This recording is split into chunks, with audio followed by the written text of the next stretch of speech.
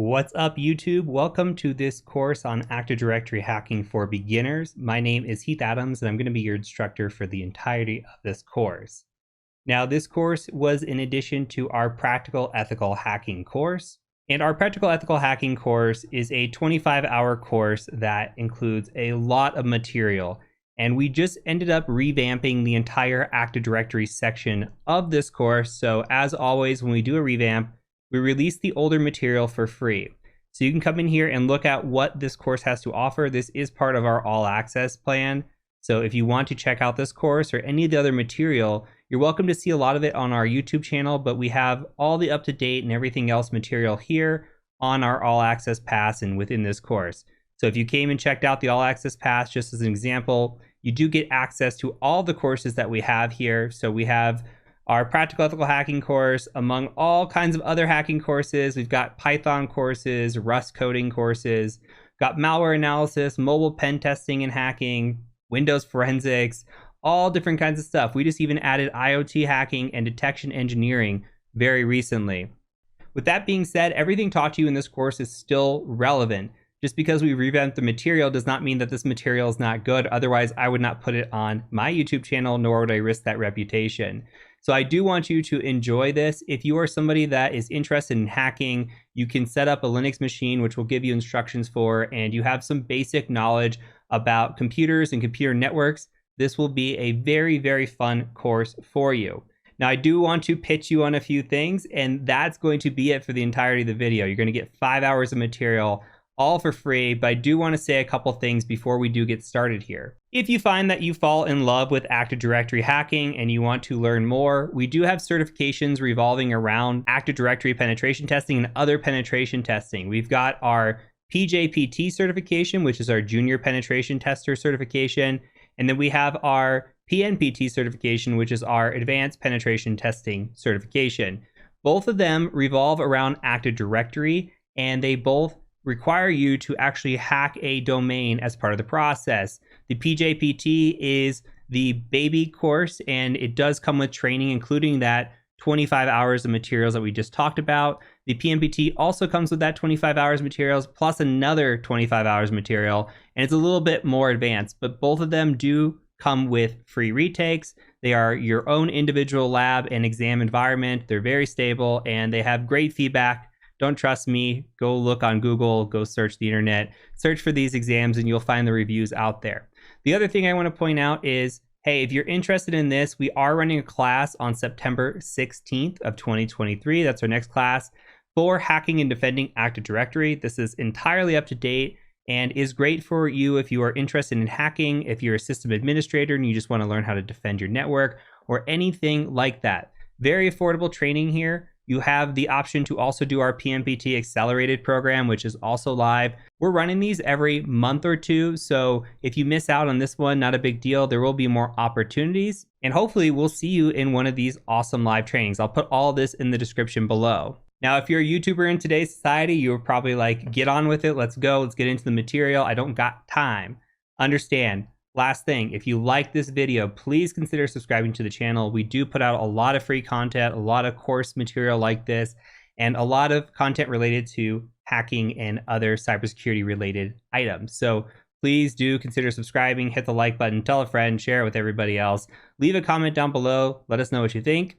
And with that out of the way, please enjoy this 5-hour course on Active Directory hacking. All right, so in order to be successful in this course, we are going to be utilizing what is called a virtual machine. Now, virtual machines are known as VMs for short, and a VM is just a machine on top of a machine. And to give you an example, I'm actually running this Windows 10 instance that you see here on top of my Windows 10 instance. So here you can see, if I scroll up, that I have a Windows 10 machine. I also have a Linux machine sitting here. If I were to demaximize this, you can see that I'm actually running here a Windows machine in the back. This is my wife and I, and you come through here, we just blow it back up, and we're back inside of our machine. So a virtual machine is just a machine inside of a machine. So what we're going to be doing is we're going to be utilizing this to build out labs. That way we don't have to actually have a bunch of hardware. We can just use this for our course and run what we need to on top of our own machine already. Now, this can get resource intensive.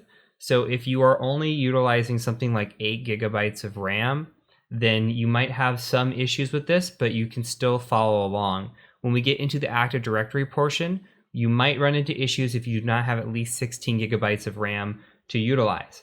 But we'll worry about that when we get there. There are still plenty of ways to follow along throughout this whole course. So another thing to note is that I use VMs every single day. This machine that you see here is actually my day-to-day pen testing machine. So I run a Kali Linux instance on top of my Windows machine and utilize that to do penetration testing. So I'm going to demonstrate that to you and how we're going to build out our labs with that. And a lot of us in the industry run through VMs as opposed to running it directly on Metal or on a machine. So in order to utilize virtual machines, we first need some sort of virtual machine software to play these. So there are two different ways that we can do this. If you are on a Windows machine or a Linux machine, you can utilize VMware Workstation Player. Now, if you type in VMware Workstation Player in Google, the first one here that says download VMware Workstation Player, you just click on that. And if you are in a Mac environment, you're going to be utilizing Oracle VirtualBox. So if you type in Oracle VirtualBox, you come here and you go to Downloads. You have your option there as well. So in this course, I will be using VMware Workstation Player. I'm going to be running it on top of Windows. If you are using Mac, that is absolutely fine. You're going to be following along just the same. All you need to be able to do is follow the same instructions that I give you and you will be A-OK. So if you scroll down here, you can see try Workstation Player for Windows or try Workstation Player for Linux. Go ahead and just select download now. That should bring up a download and go ahead and save it. If you're doing VirtualBox, go ahead and download for OS X. I will download the Windows version just so that we can see what that looks like as well. So I'll save both of these. So let's view our downloads, and we've got VMware Workstation Player here. I'm going to go ahead and open this one, and we're going to install this. And this will be very point and click. So next, accept the agreement, possibly give away our first child. Yeah, we should go ahead and install the enhanced keyboard driver while we have this. And then we don't need to join any improvement programs or check for product update. That's okay. We will install desktop, start menu. You check your preferences as you like it. I'm just going to install this, and this should just finish here in just a second. Okay, then you'll be brought to this screen once everything's done. It should take about a minute or two, and we're going to go ahead and hit finish. And it's going to want a restart to take effect. You can go ahead and restart your system. I'm going to say no right now. Let's go ahead and install VirtualBox if you are a Mac user. We'll hit next. Next here. Next, and yes, and install. Accept. And again, very point and click with the installation. Select install and any options that do pop up. And then we can start Oracle VM if we want. Let's go ahead and just start that. This is what Oracle VM looks like. And let's see if we can start the VMware player here, even though we need a restart. And this is what VMware Workstation Player looks like. So here you can see that we have virtual machines. We can create new virtual machines, open ones, etc. We'll get into that in the next video. So again, if you are using Windows or Linux, this is probably what your view is going to look like for the rest of the time. If you are using Oracle on a Mac, this is what your view is going to look like.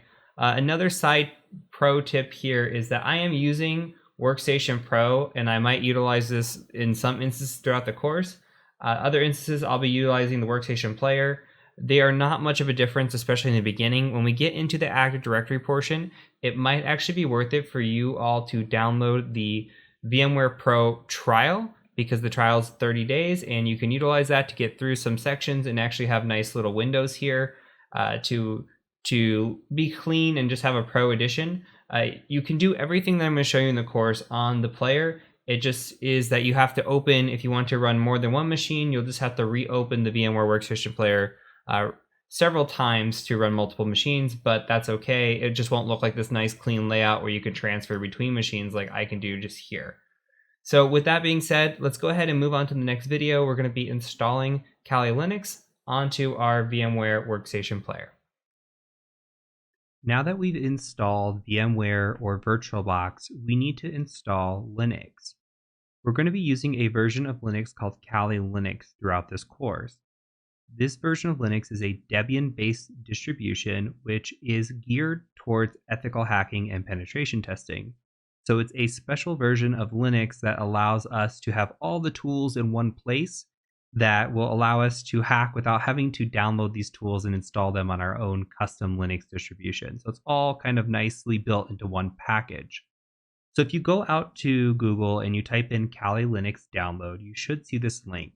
I'll put the link in the description below as well, but you should just be able to go to Get Kali right here. And you're going to be presented with a couple of options here. We're going to be using a virtual machine in this course, so we're just going to go ahead and click on this virtual machine option. And that's going to take us down just a little bit here. What you're going to do is you're going to download the respective version that you need. So if you need VMware, you download VMware. If you're using VirtualBox, go ahead and download the VirtualBox one. Now they have a direct download, which is a 7-zip, and they also have a torrent if you know how to torrent. What you're going to do is go ahead and download the file that you need. And while you're doing that, if you do choose to download directly, you're also going to need a tool called 7-zip or a way to unzip this file. So go ahead and start your download. While it's downloading, let's also go ahead and navigate to 7-zip. So if you go to Google and you look at 7-zip, you'll see this page here comes up. You just go to download. In here, you're going to download the file that is for your respective system. So here, I'm using Windows on 64-bit. I would download this executable right here. Now, if you're running on Linux, here's where you download Linux. If you're running on Mac OS, here's where you download for Mac OS. Very straightforward. I've already got this installed, but what you need to do is just download this and literally click next through it. Make sure you get it installed. Go ahead and pause the video. Once that is installed, 7-zip that is, and once you have the actual Kali image downloaded, go ahead and unpause the video. I'll be here waiting for you. Okay, so your next step should look something like this. You have your 7-zip file open. You should see a folder located in there. And the easiest thing is to just drag and drop this. You can also right-click and extract if you know where you want to extract it. I created a folder called Kali. I'm just going to grab this and I'm going to drag it over. And it's going to take a minute here, just a few seconds honestly, to unzip. The file size of this one, at least for the VMware version, is around 11 gigabytes or 11 gigabytes exactly unzipped. So make sure you have the space on your hard drive in order to do this. Now, once you have it unzipped, you can go ahead and just double click in here. You'll see a bunch of files. If you have VMware installed, you can actually just double click on this VMX file and that should open things up for you. I'm just going to show you the other way around doing this as well. So with VMware Workstation Player open, what you're going to want to do is go to Open a Virtual Machine. And in the folder that you have, you should see this VMX file as well. Again, you could double click it or you could just open it through this. What's going to happen is it's going to open that file here and you're going to want to edit this virtual machine settings. Once you have it loaded, click on Edit Virtual Machine Settings. And in here, we're going to want to first change the amount of RAM that we have. Now, this is dependent on your system.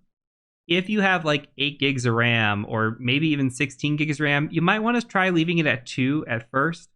I'm going to bump mine up to 4 gigs, which is 4096. And I have 128 gigs of RAM, so I have more than enough space to allocate for this.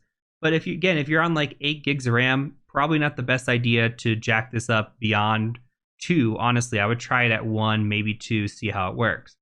The other thing you're going to want to make sure of is that you're running on NAT network. So if you click on network adapter, make sure that it says NAT and that's selected. Once that's selected, go ahead and hit OK. And then you're just going to hit play virtual machine. When it asks you what to do, just say I copied it. Now from here, it's going to take a minute for this to load. You can just let this run through. It'll boot on its own. Once you are presented with the login screen, go ahead and unpause the video, but until then, pause, and I'll meet you back when you're at the login screen.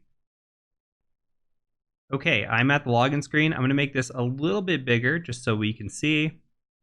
And from here, what I'm going to do is I'm just going to type in the username of Kali, K-A-L-I, and the password of Kali, K-A-L-I. Hit enter. And if you see this screen, congratulations, you have successfully installed Kali Linux and you now have it up and running. In later videos, we're going to cover what we're going to be doing and how to use this and how to use Linux and all this. But for now, pat yourself on the back. You've got Linux installed, and we're going to pause here and move on to the next video. Okay, so this video pertains to some updates we need to make to VirtualBox for quality of life. So if you're not using VirtualBox, you can go ahead and skip this video. If you are, buckle in. We just need to do a couple of quick updates, and then we should be good for the rest of the course. So go ahead and go out to Google and Google VirtualBox Extension Pack. What it's going to bring up is just the downloads page of VirtualBox. So we're going to want to go here. And on this page, if you look kind of towards the middle, you'll see that there is a VirtualBox Extension Pack here. We're going to just click all supported platforms, and that will automatically download the file that we need. So once that is downloaded, and pause if you need to, go ahead and open VirtualBox. And you can come in here, and up at the top, we're going to go ahead and click on Preferences. And from here, we are interested in extensions. See extensions right here. Go ahead and click on that. There's a little plus sign. We're going to go ahead and click on that. And then you should have your downloads right here. So we're going to take the downloads and just go ahead and install that. Hit install. Read this. Give away your firstborn. Accept all the terms. And you should be good. Very quick install. Okay. The second thing we need to do is we need to come to the one tab up here above, which is Network. We're going to go ahead and hit the Network button, or this Add button, and we're going to add what is called a NAT network. Okay, and we're going to come in here and we're going to double click. And you can go ahead and keep these defaults. I'm going to actually change them to 192.168.57.0 because that's what's going to be used through the rest of the course. And that is what the CIDR notation of my Kali machine and my Keyoptrix, which you'll see later, etc., all fell into this 57.0. So we're going to go ahead and keep it on this NAT network. Make sure you support DHCP. Go ahead and just hit OK. Hit OK. And then for a machine, and make sure any machine that you use, again, any machine that you use in this course, make sure you set it to NAT network if you're using VirtualBox. So you can come in here, click on a machine like this mail machine I have here. You can just click on that, settings, go to network, and then you can go ahead and just go to NAT network. All right. And that name right here, you see name NAT network. That's all we're going to use. That'll automatically set it up. So when you have a Kali machine running later and you have Keyoptrix or another box running, or even when we build out an Active Directory lab, you need to make sure that you're running that NAT network so that all of the machines are on the same subnet.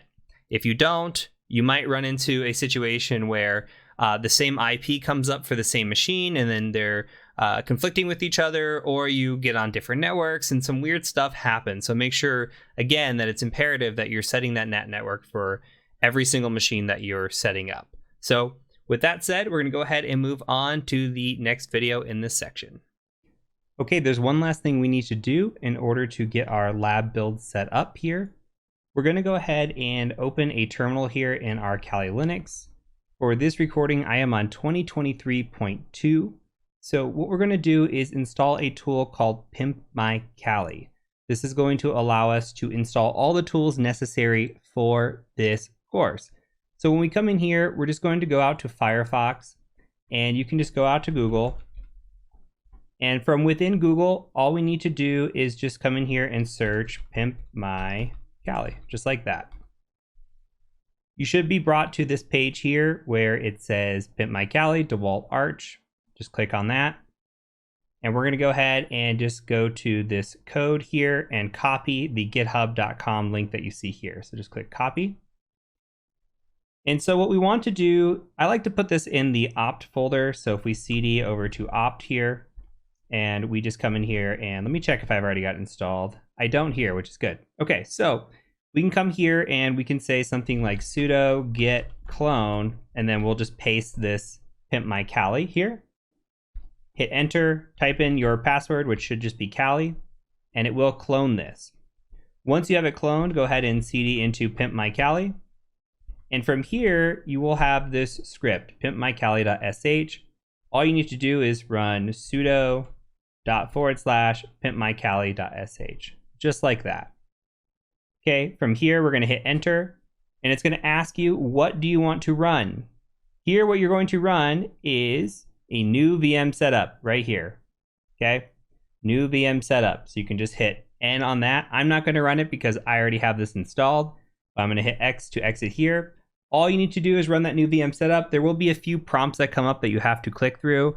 Don't worry about that. Just click defaults for everything, accept, and you should be good to go. Now you have the option from within this tool to have a root user or not a root user. I am not using a root user here. I would recommend not using that as well. So somewhere within here, it will ask you, hey, do you want to add a root user? You don't have to worry about that, all right? Everything we're going to do is from within our Kali user in this course. So just make sure you get all the tools set up. If you don't do that, then you will have problems when it comes to actually going through all the Active Directory material. So that is it. We're going to go ahead and go from here and jump into our Active Directory hacking stuff. So I'll see you over in the next video. Welcome to the Active Directory portion of our course. Now I'm super excited to cover this part of the course because I think it's the most overlooked part of any course that's out there right now. Now, some courses are starting to touch on it, but a lot of them are failing to do so. And two, it's, as you're going to find out, one of the most important items to learn when it comes to ethical hacking. And three, a little bit biased, but internal/Active Directory pen testing is by far my favorite. It goes so deep. There's so many possibilities. And these questions that are going to come up, or this building a lab, everything that we're going to do in this section of the course is going to come up in an interview, and you're going to be ready to nail those sections because you're going to have a lot of these answers down. So I'm very, very excited to start covering this. So before we can do that, I do have a little bit of death by PowerPoint. We're probably going to do 2 to 3 videos. We'll keep them short as possible, but you have to understand what Active Directory is before we can go out and build Active Directory and then attack Active Directory. So let's get started. So what is Active Directory? Well, you could think of Active Directory as like a phone book, okay? And this phone book stores all kinds of information. These information, you can think of them as objects, and that's something like a computer or a user or a printer. All these objects are stored in this phone book, and we call these directory services, and Active Directory is used by Windows. Now, chances are, if you've ever worked in a work environment, you've probably used Active Directory, and we'll cover that a little bit on the next slide as well.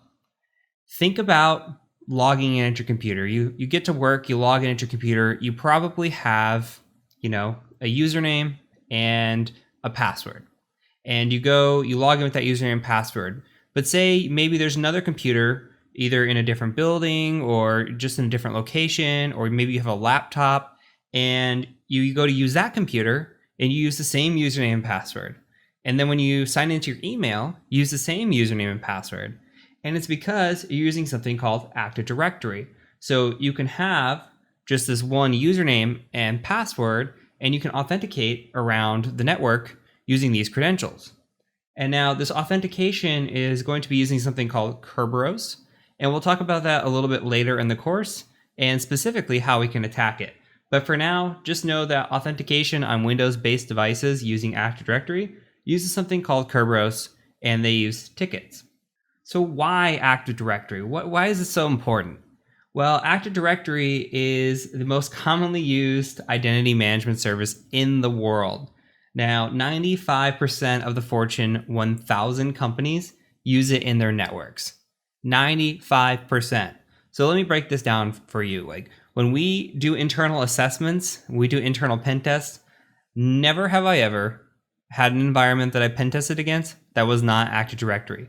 This is so important when it comes to interviewing, when it comes to real life experience. This is the bread and butter. Everything, as I said before, all these courses out there, they teach external, not a lot teach internal. This is really where the money is made. So being able to exploit an environment from the inside, super, super important. So again, with Active Directory, the nice thing too is we can exploit it without ever being an exploit available to us. So there doesn't have to be a patchable exploit in the environment. We could take advantage of what Active Directory does by default, what it's considered in some cases a feature, and exploit that. So we can abuse features, trusts, components. There's so many different things of Active Directory that we can abuse because they're features. That's a really nice thing as well. So it comes down, as you're going to see when we talk about defenses, it comes a lot down to policy. And a lot of policies are just not in place in environments, and internal assessments can be bloodbaths. When I talked a few videos ago about these external networks and them being fortified, and that you're really not going to find your way in that easily. And then the internal network being like the inside of a house. You fortify the external. You fortify your outside of your house, but you really don't think about the locks on the inside. And that's what happens a lot of times with Active Directory. It can get messy very fast. So it's important to have this knowledge. It's important to understand how to attack it and what some of the common attacks are. And it's important to know what Active Directory is as a big overview. So we're going to cover what Active Directory is as an overview, and then we're going to dive into building our lab, and we'll dive into attacking our lab. And it's going to be super, super fun. This is my favorite part of the course. So let's go ahead and move into the next video. We're going to start talking about physical Active Directory components. So for this video and the next video, we're going to talk about physical components of Active Directory, and then we're going to talk about the logical components of Active Directory. So I'm only going to introduce concepts and ideas that pertain to this course. On the logical side, I am going to introduce some concepts and ideas that are out of scope for the course, but I think are still important. But for the physical side, I'm going to limit it to what's in scope as to not confuse you or make things any more complicated, because Active Directory can run really deep, really fast. So we're going to give a high-level overview, and then it'll make a lot more sense once we start building things out. So let's talk about two very important physical Active Directory components. So the very, very most important Active Directory component is what is called a domain controller. So if you've never heard of a domain controller, that is the head honcho of all the servers, right? When you set up Active Directory, you have what is called a domain controller. Now, the domain controller has a lot of features that it provides and does for the environment. It hosts what is called the Active Directory Domain Services Directory Store, meaning it hosts your phone book. Remember, we talked about it being a phone book? It has all the information on the users, the computers, of what printers are in the network, etc. It knows everything. On top of this, it's providing authentication and authorization. So going back to the last video when we talked about Kerberos, it's doing that at the domain controller level. And if we're in what's called a forest, or in a domain where we have a parent-child situation, which we're going to talk about in the logical side of things, it does replication. So that way the other forests or other domains, when you make an update to one item in one domain controller, it updates across the board. Now we'll talk about that here in just a second. But also, we have administrative access with the domain controller. So that is to manage user accounts and network resources. As you're going to see when we build our domain controller, what we do is we go in there, and this is where we can add users. This is where we can add our computers, where we can add policies, where we can do all different sorts of things. We do it at the domain controller level. So when we talk about domain controller, again, it's the head honcho. It's the top dog. When we attack an internal network, it's very, very bad if we can compromise your domain controller, because that means we can compromise the whole network potentially. So depending on how big the network is, if it's just one domain and we compromise the domain controller, we've compromised everything, okay? So this is one of the top targets when you're doing an internal assessment, though it's not the only target. And I should note, do not get your eyes set on just doing domain controller compromise and that being it when it comes to Active Directory pen testing or internal pen testing. There's other information that clients might want as well. Think about potentially PII or personally identifiable information, especially if it's related to like social security numbers or sensitive information about people. Think about any kind of credit card information that might be obtained.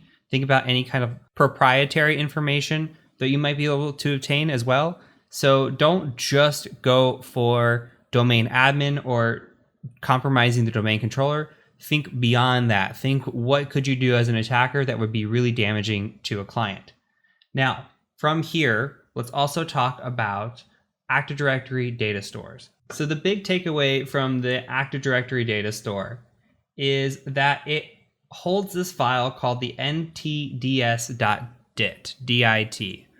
Okay, and this file is very, very sensitive. Now, typically, when you compromise a domain controller, you want to grab this file. Why do we want to grab this file? Well, it contains everything that is stored in Active Directory data. That means all the users, the objects, the groups, etc. More importantly, it contains password hashes for all users in that domain. So when you compromise that domain controller, and then you go get the ntds.dit file, guess what? You've got all the password hashes. Doesn't mean you have all the passwords, but you have the hashes. You can take them offline, try to crack them. You can attempt pass the hash attacks. You can attempt golden ticket attacks with the hash. And I know you might not know what all of these are right now, but we're going to see why compromising this ntds file will lead to amazing things as an attacker for us when we get into the attacking side of things. So that's all I want you to take away from this. I want you to take away these two components, a domain controller and the data store, because the domain controller is one of our primary targets as an attacker. That is the big cheese, right? We want to attack it. We want to compromise it because that's where all the data is stored. That's what's doing our authentication. That is where everything about anything is there. And we're going to live inside of the domain controller for a while. When we're doing our lab build, we set everything up, we set up our policies. You're going to get a good feel for what exactly you can do on a domain controller. And then know the data store. The data store has this ntds file, and that file includes all information from Active Directory data, including password hashes. Big, big, big thing to remember. So that's it. From here, we're going to talk quickly about logical items, and then we're going to move on to building our lab, which is going to be super exciting. All right, let's talk through the logical components of Active Directory, and you're going to hear these terms over and over again. So I'm going to walk you through them briefly, and then you'll hear them as we go through the course, and it's just good to have that familiarity with the names and kind of what they mean behind it. So up first is what is called the Active Directory schema. And you can think of a schema as a rule book or a blueprint. Basically what it does is it contains definitions of every object that can be created in Active Directory. So you see here, it just says it enforces rules regarding object creation and configuration. That's it. When you hear the schema, all you got to think about is the rule book. You don't have to think too much more complex about that. It just enforces rules about object creation. More importantly is what are called domains. So domains are what is used to group things together. So we can group our objects together in a single organization. And you can see here that we've got a single domain, this contoso.com, which is all these sources are provided by Microsoft Virtual Academy. And it's just one domain. And if you have like a small business, think of a small business, you might just have one domain that you're on. And this one domain has all the users, computers, every object inside of it, because all you need is one domain. So we have this one domain and it functions like a domain controller. And we could see down here in the descriptions that there are administrative boundaries for applying policies, and they are authentication, authorization. And this looks very familiar to what a domain controller was, except now we're just managing it all in what is called a domain. So when you see like a .com or a .org, you think of that as a domain. Not very different when we are building it out in our network. We also have what are called trees. Now, trees are a group of domains, and they're kind of in this hierarchy. So you see, again, we have this example of this contoso.com. Well, what if contoso.com is the big namesake, and then we have two child domains? So we've got a parent domain, and then we have a child domain, or two child domains. And we have a division in North America, so we've got na.contoso.com, and then we have a European, so we have emea.contoso.com. So when we have trees, we have this parent, and then we've got these children when it comes to domain. And they have what is called a trust with them that is two-way transitive. And we'll talk about trust here in just a little bit. But just know that you have the parent and then you have the children, and they share namespace and they share some trust between them. And then we have what is called a forest. Now, forests are just a collection of these trees. So if we have one tree and it's maybe Contoso, and then you have another tree and maybe it's a different business name, but they link together one way or another. And you can have different sort of trusts between these forests. So we'll take a look at that again in just a second, but just know that these build up and they stack as they get bigger. And logically, we start with the domain, and then we have a tree, and then we have a forest, okay? And for the sake of this class, or for the sake of this course, we're only gonna be working with a domain. And a lot of times when you see even more advanced Active Directory courses, mostly you're going to be working with trees where you have these children domains, and you might try to escalate into a parent domain. Hardly ever do you see forests, but it's still important to know about them. Now, inside of Active Directory, there are what is called organizational units, and you'll hear me refer to them as OUs. That's the common terminology is an OU for these.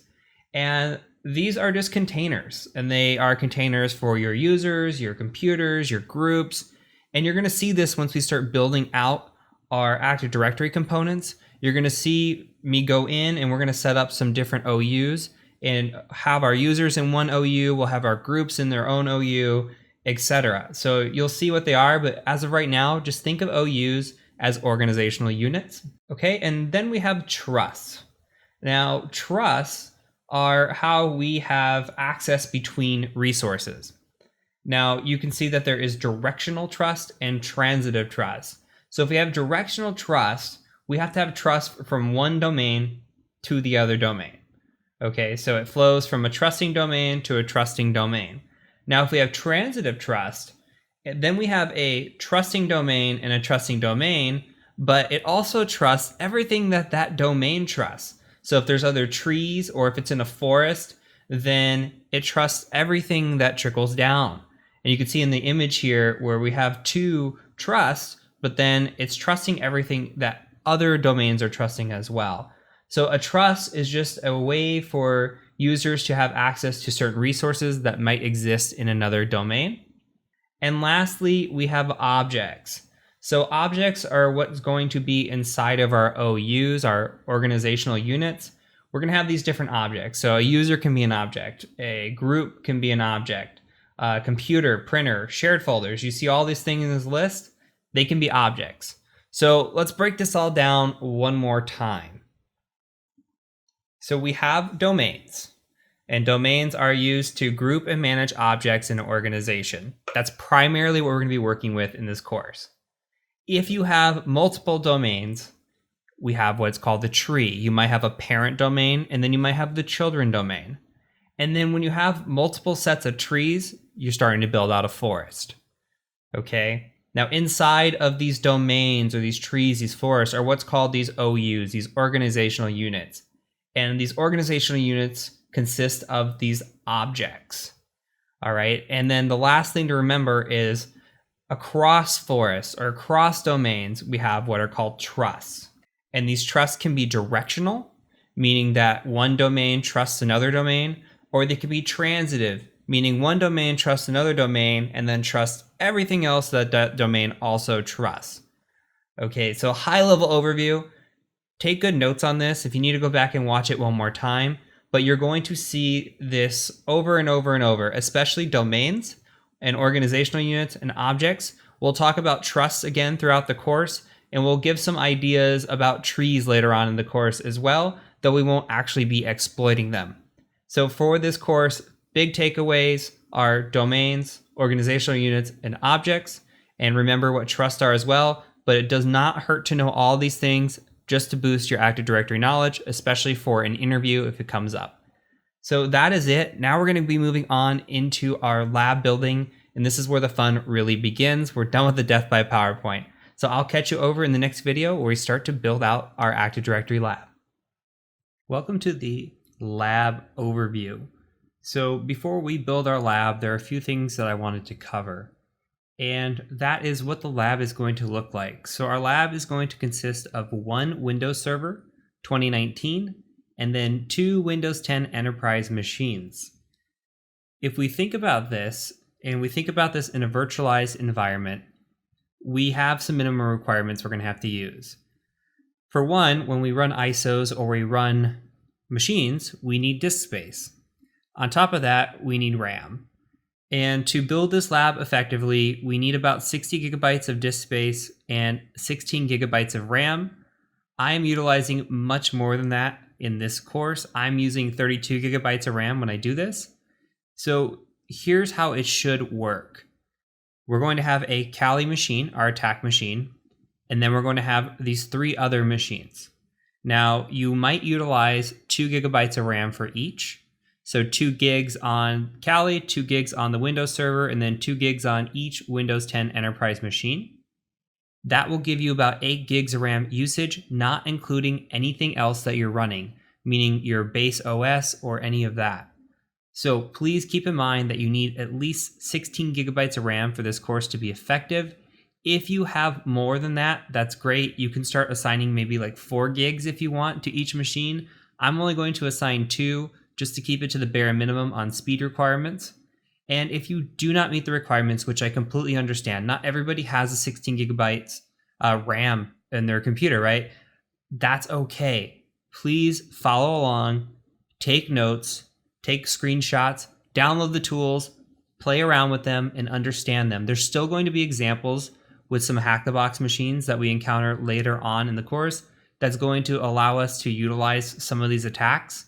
And you can play around with those, and you still can understand what's going on, even if you can't do it hands-on fully.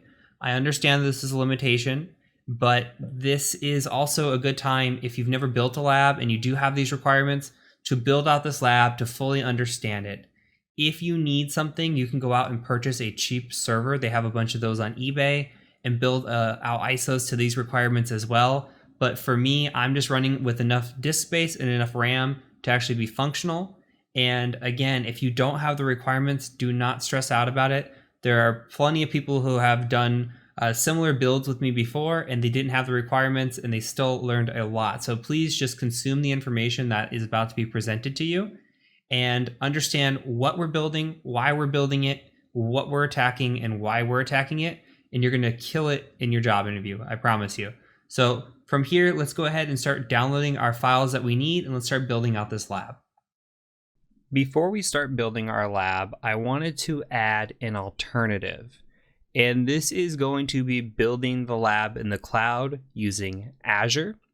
Now, this article from Cameron Bilgrami is fantastic. I'm going to link it in the resources, and I'm going to direct you to it. This should be an alternative if and only if you do not have the computational resources to build the lab out in your own home environment. Now, things to be said is, first and foremost, this will require a credit card. Using Azure requires resources out in the cloud. That costs money. Make sure that you have a credit card and you're willing to spend some money to build out this lab. This could be an alternative if you do not have a computer or you can't afford the resources, say extra RAM or CPU, etc. Building out an Azure lab like this is going to be relatively cheap comparatively, and you get, I believe at the time of this recording, $200 when you first sign up for Azure in credits. The second thing to point out is we will not support this lab if you build it. So we have technical support. We are not going to support this lab. This is just an alternative if you want to go ahead and look into another option and you want to follow along with building a lab and you do not have the resources. Otherwise, I think this is a great lesson on how to build an attack lab in Azure, how to build out Active Directory, etc. There is a lot of detail here. I can scroll for quite a while, and it is the exact lab build that we use in the course. He just took it and he went and made it in Azure in the cloud. I think this is fantastic. I think it's awesome, and I think it should be pointed out as an alternate resource, but again, it costs money, and we will not support any sort of technical troubleshooting for this. So take your own risk if you're going to go down this route, but it is a great alternative if you so choose. All right, let's get started with building our Active Directory lab. So go ahead and go out to Google and search for Microsoft Evaluation Center. So we're going to search for that. And the very first link that comes up, this Microsoft Evaluation Center, that's what I want you to go ahead and open when you're there. And if we scroll down just a bit, we have check out the latest products. So what we are after here is we're after Windows. Let's go ahead and click Windows. And we're going to right click on Windows 10 Enterprise and just open that in a new tab. And we also want Windows Server. So we're going to click on Windows Server, and we're going to grab Windows Server 2019. So we're going to right click, open a new tab. And now we should have access to both Windows 10 and Windows Server. Now Windows 10 license is good for 90 days. Do not worry about it if you go over the 90 days. It's just going to give you a little warning in the bottom saying your license is expired. I have a lab right now that's built off an expired license that I use just for practicing attacks, and it has been probably over a year since I have used the lab with the evaluation licenses, and it's fine. So what we're going to do is we're going to download both of these, and we're going to download the Enterprise ISO. So I'm going to go ahead and just hit continue, and then I'm going to hit continue here on ISO. So we're going to download the ISO for Windows Server 2019. And it's going to ask you for your information. Go ahead and fill this information out and get your file downloaded. So once you enter in your information, it does not have to be true information, I should add. You will get to this section here for Windows 10 Enterprise that says, do you want 32-bit or 64-bit? Go ahead and select 64-bit, and then select your language. Let's go ahead and choose English, and then download. And it's going to download a file. This file is 4.6 gigabytes for me, so make sure you have space wherever you're installing it. So I'm going to go ahead and hit save and let that download. With the Windows Server evaluation, all it's going to ask for is your language. We're just going to go ahead and select English and select download as well. And this is also 4.9 gigabytes, same range here. So I'm going to go ahead and save that. And now these are going to download. So these are big file sizes. It's taken a little bit of time here, and I'm on gig fiber. So go ahead and let your files download, and then go ahead and meet me in the next video where we start installing Windows Server 2019. So let's first install Windows Server 2019, which is going to be our domain controller. So let's go ahead and click on Create a New Virtual Machine. And yes, you are reading this correctly. Hannah Montana does have a version of Linux that we were playing around with on a stream, so that's the last thing that I installed on this computer. Go ahead and go to Browse, and then here, go ahead and select your ISO. So I'm selecting my server eval ISO right here. Go ahead and double click that, and it says Windows Server 2016 is detected. Not exactly accurate, but that's okay. We're gonna go ahead and hit next. And it says, what do you want to install? 2016 Data Center or Standard? We're going to go ahead and just say Standard. And now the rest of this, you can go ahead and leave blank. We don't need a product key because this is eval, and you won't need a password either. Go ahead and select Next. It's going to prompt you and say you didn't enter a product key. We're going to say yes, we want to continue. And then go ahead and choose where you want this virtual machine to store. I'm going to go ahead and just let this store on my actual C drive here, and I'm going to hit next. And then it's going to ask you how much file size you want for this. So I'm going to go ahead and just say 60 gigabytes and split the disk into multiple files. This is not going to take up 60 gigs. It's probably going to take up somewhere around 10 to 20. Once we have all three machines, we'll probably take up 60 gigs in total. So we're just going to go ahead and hit next on this. And then at this last step here, go ahead and select power on this virtual machine after creation. Make sure that's unchecked and then hit finish. And now we have our Windows Server 2016. We're going to go ahead and select Edit Virtual Machine Settings. And in here, we have this floppy drive. We want to make sure this floppy drive is removed. You see this using auto install. If we don't remove this, it's going to try to install this weird file. It's going to ask for a key. It's just not going to work for us. So let's go ahead and just remove that completely. Now, we're going to use a NATed network for this. So go ahead and just say use to share the host IP. We're select NAT. On the memory side, go ahead and select 2 gigs of memory. If you have it, you could select a little bit more. Say you're running 32 gigs, for example, you could select more, but go ahead and just use your 2 gigs. So let's actually pause here with a small update. Now I said 2 gigs was fine, and it probably is, but we've noticed with our student lab builds that 2 gigabytes can tend to slow things down just a bit when we're installing and doing the setup. So we highly recommend that you set this to 4 gigs here. And then if you need to revert because you don't have as much RAM, revert back to 2 gigs once you have the domain controller installed. And the same goes for setting up the user machines in the next video. Use 4 gigs, then you can turn it off, set it to 2 gigs, and then reboot the machine. And we're going to go ahead and just say OK here. Now from here, go ahead and select Play Virtual Machine and have your fingers ready. Click in it, and it's going to say press any key, press any key. So make sure you do it really quick and get it to boot. Otherwise, it's going to go into this funky thing and it's not going to work for you.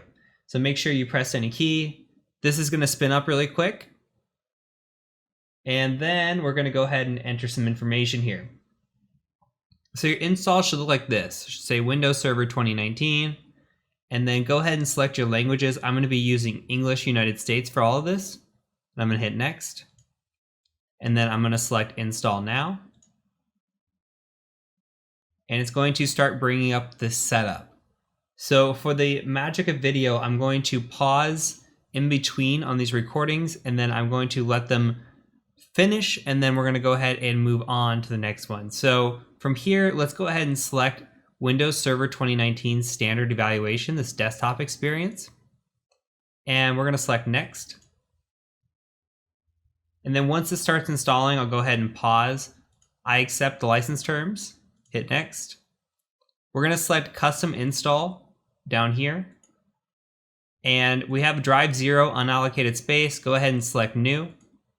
And then we're going to hit Apply and say OK. And you're going to see that it creates a bunch of different partitions for us. And really, we only have a little bit here that we need for actually installing. And then the rest is going to be free space when we need it. So let's go ahead and hit Next. And now this is going to take a little bit of time to install. So go ahead and let yours install, and then meet me back when you're ready for the rest of the steps. Okay, your computer should have restarted and brought you to a screen that looks like this, where it says Customize Settings. So here we have an administrator user, and we're going to need to enter a password in. So I'm going to be entering in a password of password, but it's going to be a capital P, and then it's going to be the @ symbol, $2, a lowercase w, a 0, RD exclamation. And let me show you what that looks like in a notepad. It looks just like that. You can put any password you want here, but this is what I'm going to be using for this course. So I'm going to go ahead and type that in one more time. And go ahead and hit finish. And now it's finalizing our settings. We have this Control-Alt-Delete to unlock. So to do that, go ahead and just come up here, send Control-Alt-Delete, and then log in with your new password. And now it's going to load up your profile, and this may take just a second to get ready. Okay, so from here, we're going to click this full screen. You're going to see that we're not full screening. So we're going to have an issue with full screen. What we're going to need to do is to install our tools here. So we have a tools that we can install.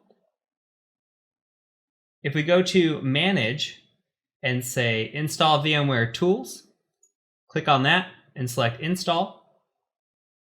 This is going to allow us to actually have a full screen on this machine. So now it has popped up and said DVD drive, VMware tools, select what happens. Let's go ahead and just click on it and say run setup64.exe. This is going to run the installation, and then we're going to need to reboot afterwards. So from here, hit next. We'll do a complete install. Next, and install.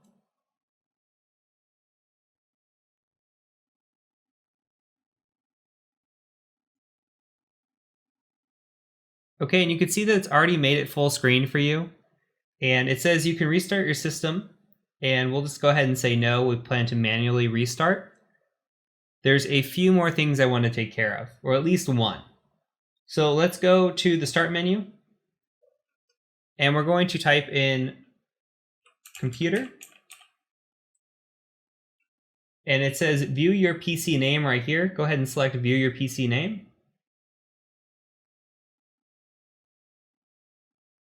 And we select rename this PC right here. And now name this what you want to name your PC. So this is the domain controller. I'm going to name it something that is significant, that, resembles a domain controller. So for this, I'm just going to name this Hydra-DC. Now my theme is going to be a Marvel theme.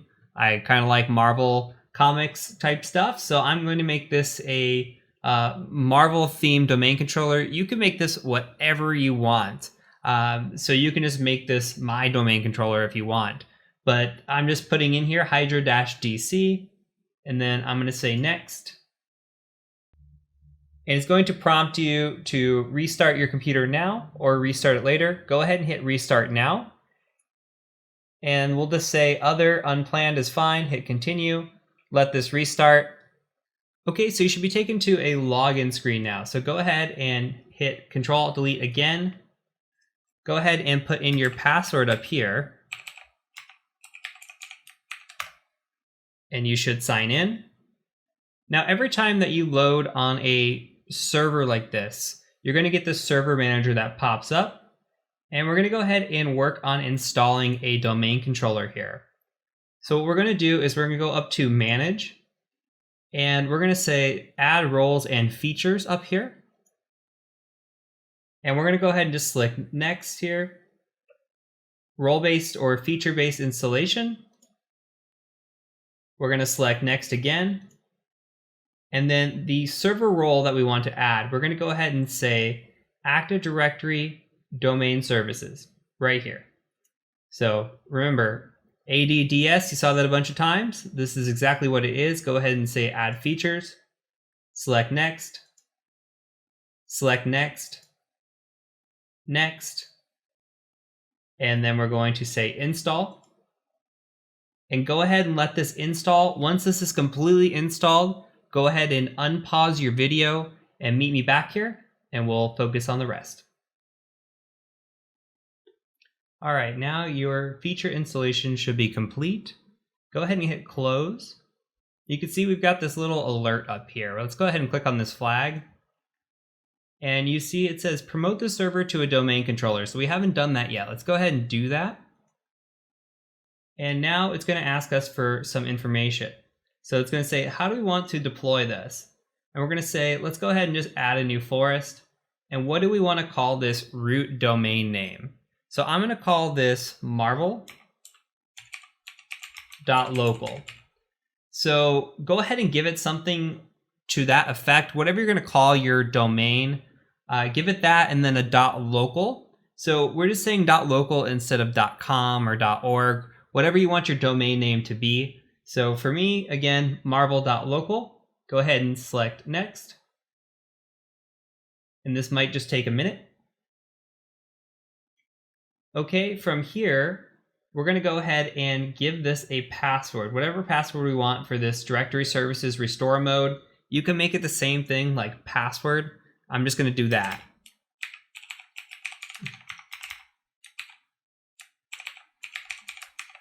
and then go ahead and hit next.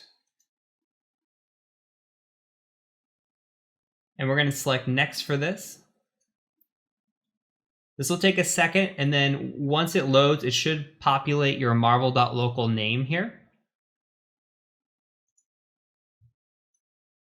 Okay, go ahead and select next. Okay, now you're brought to this path screen. And remember, again, the NTDS comes up here and it says, hey, where do you want to select your database, log files, etc. Remember, we saw the NTDS in the beginning. Just remember this again. Here you go for your database folder, your log folders, and then we'll talk about what the sysvol is a little bit later. Let's go ahead and hit next. We'll hit next here again.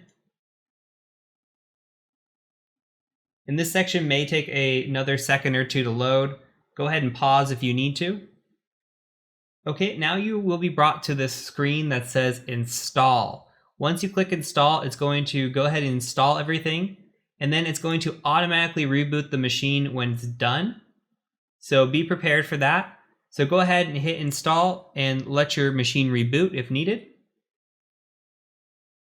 So now your machine should have rebooted, and we can come in here and say Control-Delete one more time.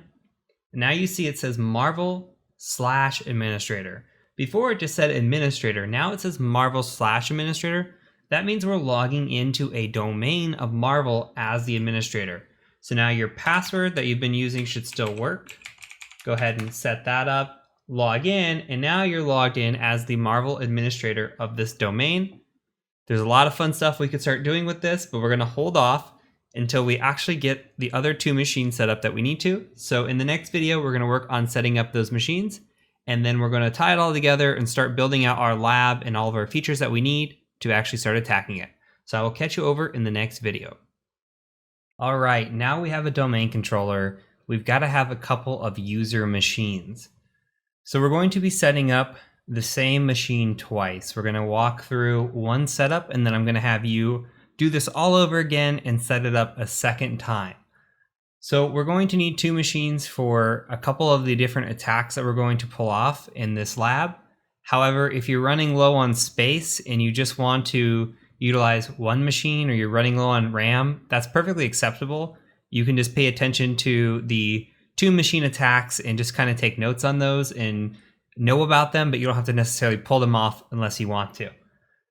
So let's go ahead and do the same steps over. We're going to go ahead and say create a new machine, very similar to the last time. And we're going to say browse. And I'm just going to select this client enterprise here, the other ISO that we downloaded. It says Windows 10 x64 detected. Good job. Go ahead and select next.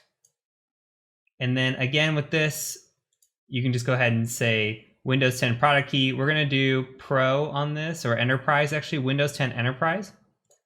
And the rest can stay blank and say next. And yes. Same thing here before, select your location. If you need a different one, I'm going to roll with the default and select next. Again, 60 gigs, split it up. It won't take up that much space. Go ahead and select next. And same as before, do not power on this machine. Let's go ahead and hit finish. This is going to create it, and then we're going to go in there and we're going to edit and remove that floppy just like we did before. That way we don't have any kind of weird boot issues. Now, the Windows 10 is going to take a little bit longer to install than the actual domain controller or the server did. So let's go ahead now and select edit this virtual machine settings down here. Remove this floppy drive like before. Leave your connection as NAT just like we did before. And 2 gigs of memory should be fine. Go ahead and hit OK. And then we're going to go ahead and play this virtual machine. Same thing as before, get your trigger fingers ready, press any key, and there you go. It should start booting up into our Windows menu. And this will just take a second for it to load up.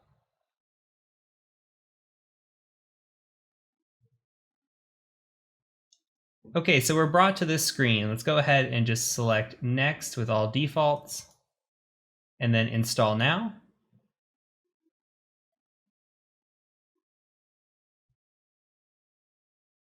Now this should just take a few seconds. Again, if you need to pause and continue, that's absolutely fine.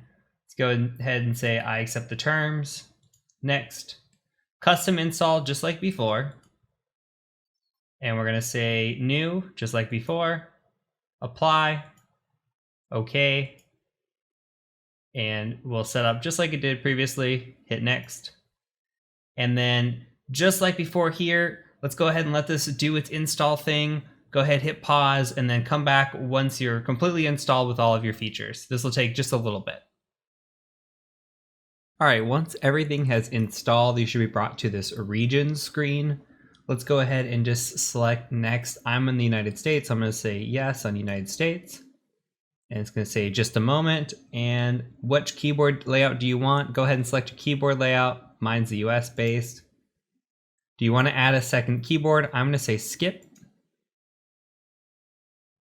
And now it's going to do more setups. So go ahead and pause the video and come back when these setups are complete.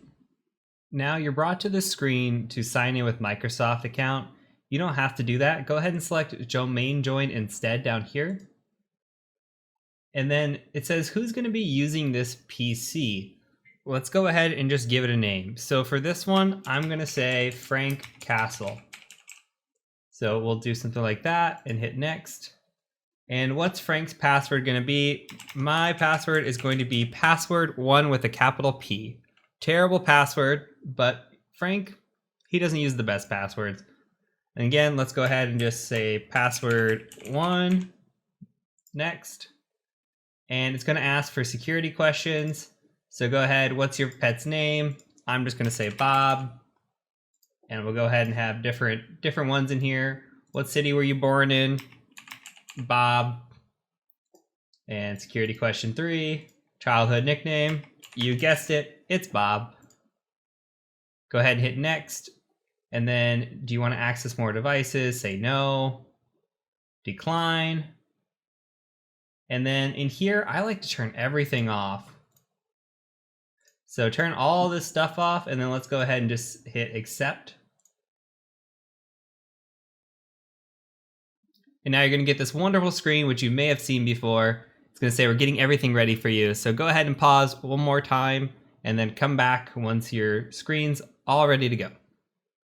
Okay, now your screen should load to something similar to this. Again, we've got this funky small screen. So let's go up to Player, Manage, and Install VMware Tools.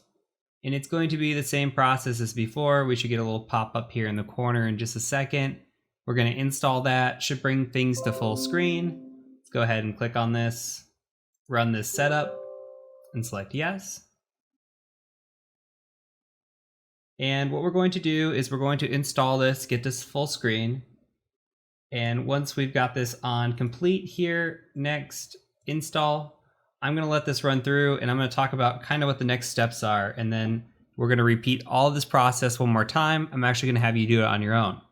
So from here, what we're going to do is we're going to let this install. We're going to do a name change of the computer, and then we're going to reboot. After that, what we're going to do is we're going to hit the pause button, get our second machine installed, set up our Active Directory in another video, and then come back and join both of these machines to the domain, and then we should be good to start attacking them. So let's go ahead and hit finish. And then what I'm going to do is I'm going to say no again here. Let's see if it actually made it full screen. It did. And then we're going to come here and we're just going to go in and we're going to say computer name, just as before, view your PC name. And scroll down, rename this PC. So for me, I am a Marvel fan and this computer belongs to Frank Castle, who is the Punisher. So I'm going to name this the Punisher. Something like that. You can name it whatever you want. I'm going to go ahead and hit next. And then this should say, okay, good to go. And then it's going to ask us to reboot.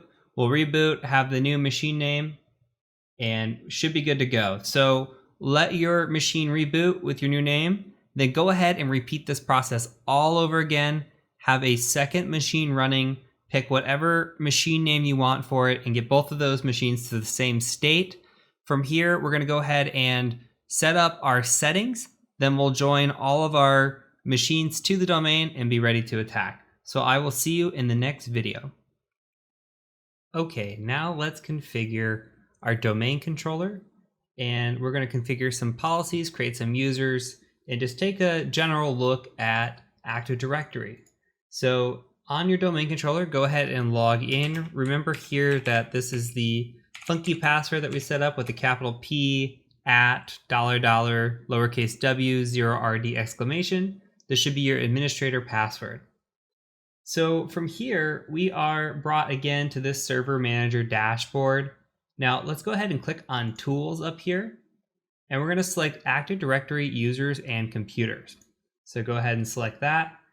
And if we click into this marvel.local here, you can see we have a few different OUs. These are organizational units. Now we've got a bunch of built-in security groups here.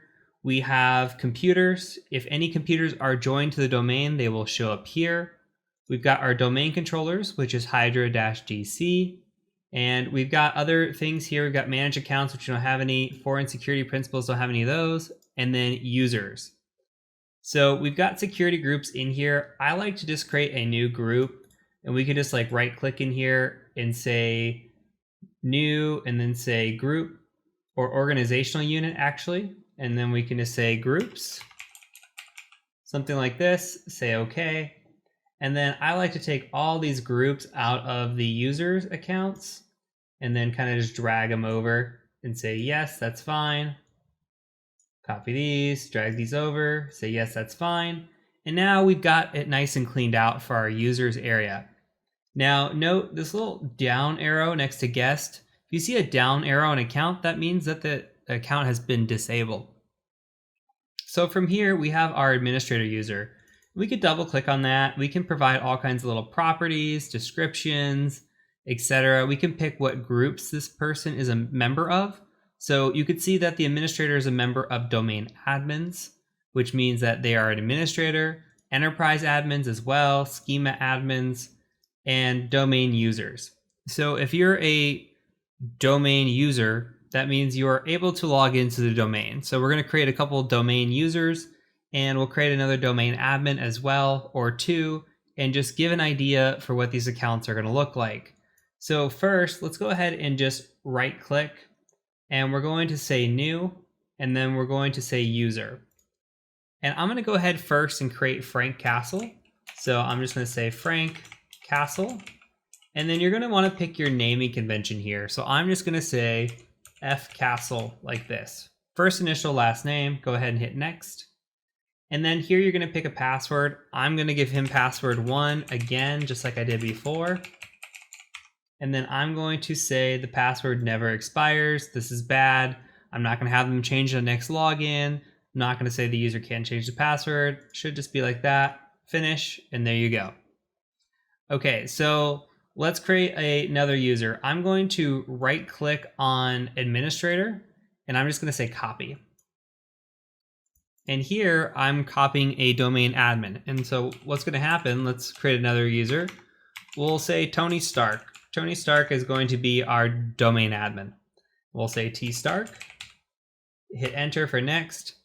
And we can give him a more complex password if you want. So I'm going to give him something like password 2019 exclamation @ $. It's not great by any means, but it's a little bit better. And then we'll just say password never expires. Next, finish. Okay, let's create 2 more users. So let's create this user here, and we're going to right click on Frank Castle. We'll say copy. And on this one, we're going to we'll say Spider-Man. We'll say Peter Parker and P Parker here. Okay. And then we can have a different password for Peter. We can just say something like password 2.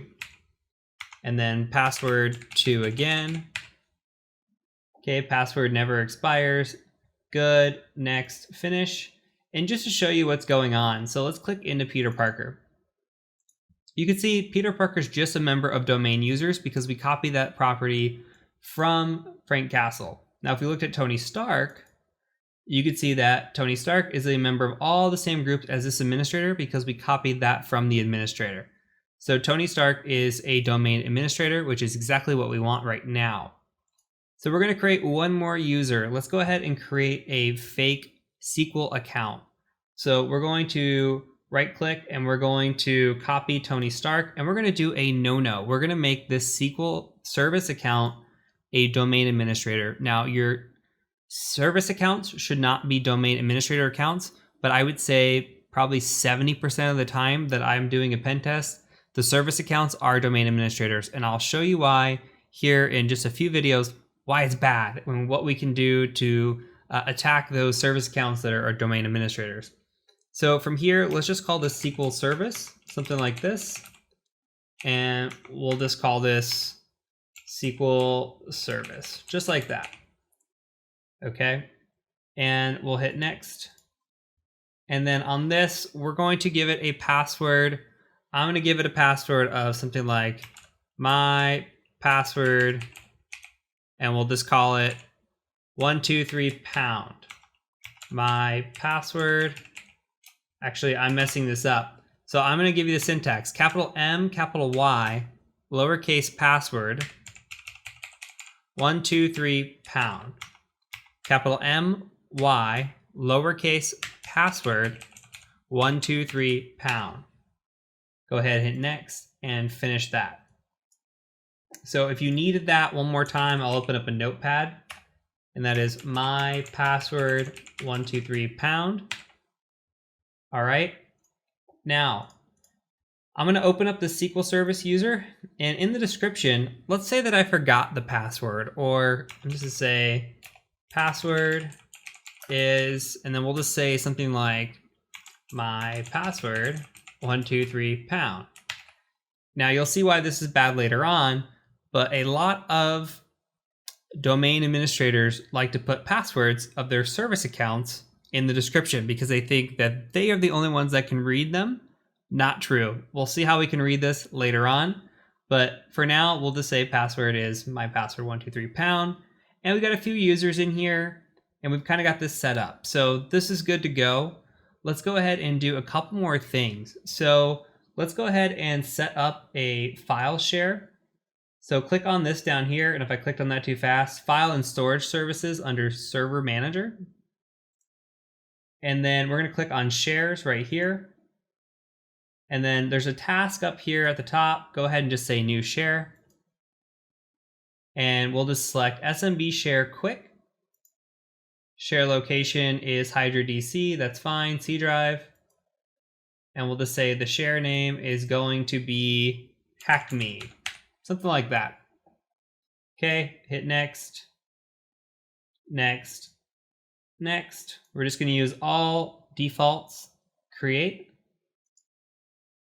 and close. So now we have this C shares HackMe share.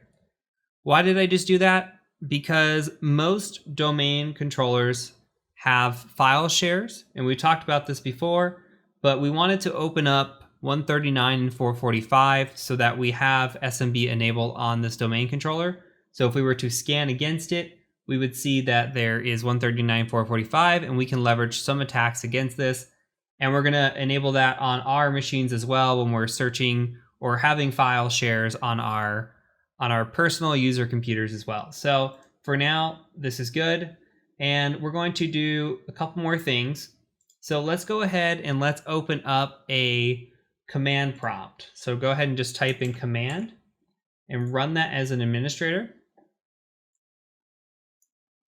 And we're going to create what is called an SPN, a service principal name.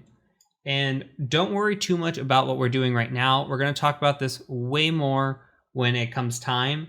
And we're going to talk about the attack related to this. We're setting up an attack for Kerber roasting.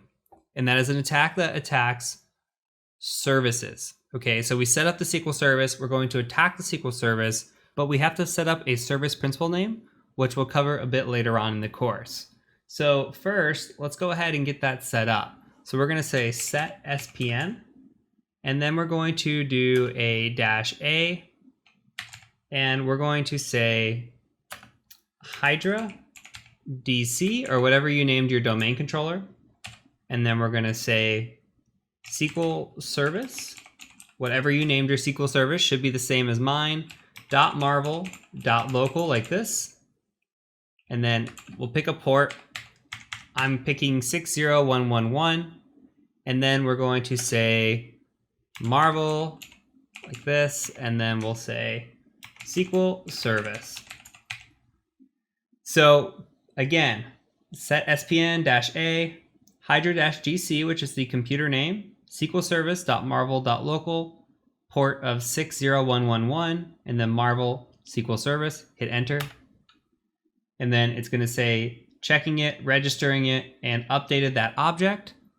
Perfect. Now let's make sure that it is set. So we're going to say set SPN capital T, and we're going to say marvel.local like this, -q, and then a wildcard /wildcard. Hit enter. And down at the bottom, you could see that the SQL service has been set, Hydra DC, SQL service.marvel.local 60111. Perfect. Okay, so now we have set up our users, we have set up our Kerber roasting attack, we have set up our SMB shares. There's one last thing we need to do. So let's close that. Let's come into here and let's start typing in group policy. So we got group policy management here. Right click and run as administrator. And you can see that we've got the forest here of marvel.local. Go ahead and drill down into domains and you see marvel.local here. I'm going to go ahead and right click and say create a GPO in this domain and link it here. And this GPO is going to be called Disable Windows Defender. All right, now hit enter. And I realize that some of you are going to be wondering why we're disabling Windows Defender. So let's talk about this. There are many courses out there that show you antivirus evasion and bypassing, and I think it's great. And it is important to know those topics. The reason why we're not going into that in this course is because it changes so significantly, so quickly. A lot of these attacks are still going to work regardless of the antivirus that you have. Most of these attacks are going to work. So what is important is to know the fundamentals of the attacks. If I show you AV evasion today, within 2 to 3 months, it's going to be obsolete. And I hate to have that in a course and then have people get upset or frustrated that it's getting detected because it's always changing. So I'd rather show you the foundations and the fundamentals and then let you learn the AV bypassing as the techniques come up, as the time changes. Remember, being a good penetration tester is about sticking with the times and staying up to date. As long as you're staying up to date, you're going to be fine. Knowing the foundations and the basics are way more important at this stage than any AV evasion or crazy fun technique like that. So please bear with me. We're going to get through this and we're going to disable Defender. We're going to work on all these attacks, learn the basics, and then you can improve upon that from there. So go ahead and right click on this Disable Windows Defender here and select Edit. And then we're going to navigate in this computer configuration right here. We're going to click on computer configuration and we're going to go into policies and we're going to go into administrative templates. And we're going to select Windows components down here. And then if you scroll all the way down, there's going to be a Windows Defender. And we've got Windows Defender right here on antivirus. And we're going to click on that. And then we're going to turn off Windows Defender antivirus. Double click. And we're just going to select enabled here. Okay. And then we are going to apply and select OK. Now, let's also go into Windows Defender Exploit Guard and see if there's any protections that we need. There's not. Defender Smart Screen, no detections that we need either. So, as of right now, we are good. We've got Defender turned off. We have the policy enabled. So once we actually join our domain PCs to the domain, we will have no Windows Defender enabled on them, which is perfect. That's how we want to attack this. So now let's go ahead and close this. Okay, let's pause the video real quick because there's one more thing I need to tell you, is that if you see here where it says enforced, it says no, we need to make sure that it says yes. So go ahead and right click and then click on enforced, and then it should say yes, and then you are now good to go. And we have successfully configured this part of our course. What we're going to do next is we're going to finish setting up our PCs, our user PCs. We're going to join them to the domain, and we're going to enable some file shares on those, and then we'll be ready to start attacking those. So I'm very, very excited. Once this lab's built, we're going to be ready to roll. So I'll see you over in the next video when we join our PCs to the domain. All right, so I'm going to run a setup for one machine. I want you to do it for the one machine, and then I want you to go ahead and do your second machine the exact same way if you're running the two machine configuration. So I'm on the Windows 10 Enterprise. This is Frank Castle's machine, the Punisher, and we're going to go ahead and join this to the domain. So before we do that, I do want to go ahead and go to our PC. So go to this PC, go to your C drive, and then go ahead and just right click, new folder, and we're just going to call this share. And we're going to make a fake share here. Well, it's going to be a real share, but we're not going to really use it. And we're just going to right click on it. We're going to select properties. And then we're going to go to sharing. We're going to say share right here. And then we're going to share everything. And then say yes, turn on network discovery and file sharing for all public networks. And done. And now we are sharing on this machine. So we can go ahead and close that out. Now on top of this, we're going to go ahead and join this to the domain. So let's go ahead and first go to our domain controller. And let's grab our IP address. Let's go do a command prompt here. And we're just going to say ipconfig. And our IP address is 192.168.57.140. So 57.140. I'm going to go ahead and switch back to this machine. And now let's right click on this access down here on the internet access and say open network and internet settings. Down here you should see change adapter options. Go ahead and select that. And then we have Ethernet 0 right here. Go ahead and right click this and select properties. And then we're going to go ahead and double click on this IPv4. And it should bring up a screen that looks like this. We're going to leave obtain an IP address automatically. This is DHCP. That's absolutely okay. Here on the DNS, we're going to do something like this. We're going to say 192, if I can type, 192.168.57.140. So we want the IP address of the domain controller here because we need to get DNS from that. Go ahead and say okay. And then we're going to go over here and we're going to say domain. And it should say access, work, or school. Go ahead and select that. And we're going to say connect. And then it's going to bring this up, set up a work or school account. Down here, say join this device to a local Active Directory domain. And now it's going to say domain name. What are we going to join? Well, we're joining marvel.local. Okay. Now it's going to say, who do you want to join as? Well, let's go ahead and just say administrator. And then we're going to go ahead and say our password, which we set way back in the beginning. And now we are good to go. We're going to skip this feature here. And then we need to restart. So let's go ahead and restart now. And so this is going to reboot. When it reboots, you're going to need to log in as your user. So how I've set up this domain is this user is going to be Frank Castle. So F Castle is going to log into the Punisher. The other user you saw me create was Peter Parker or P Parker.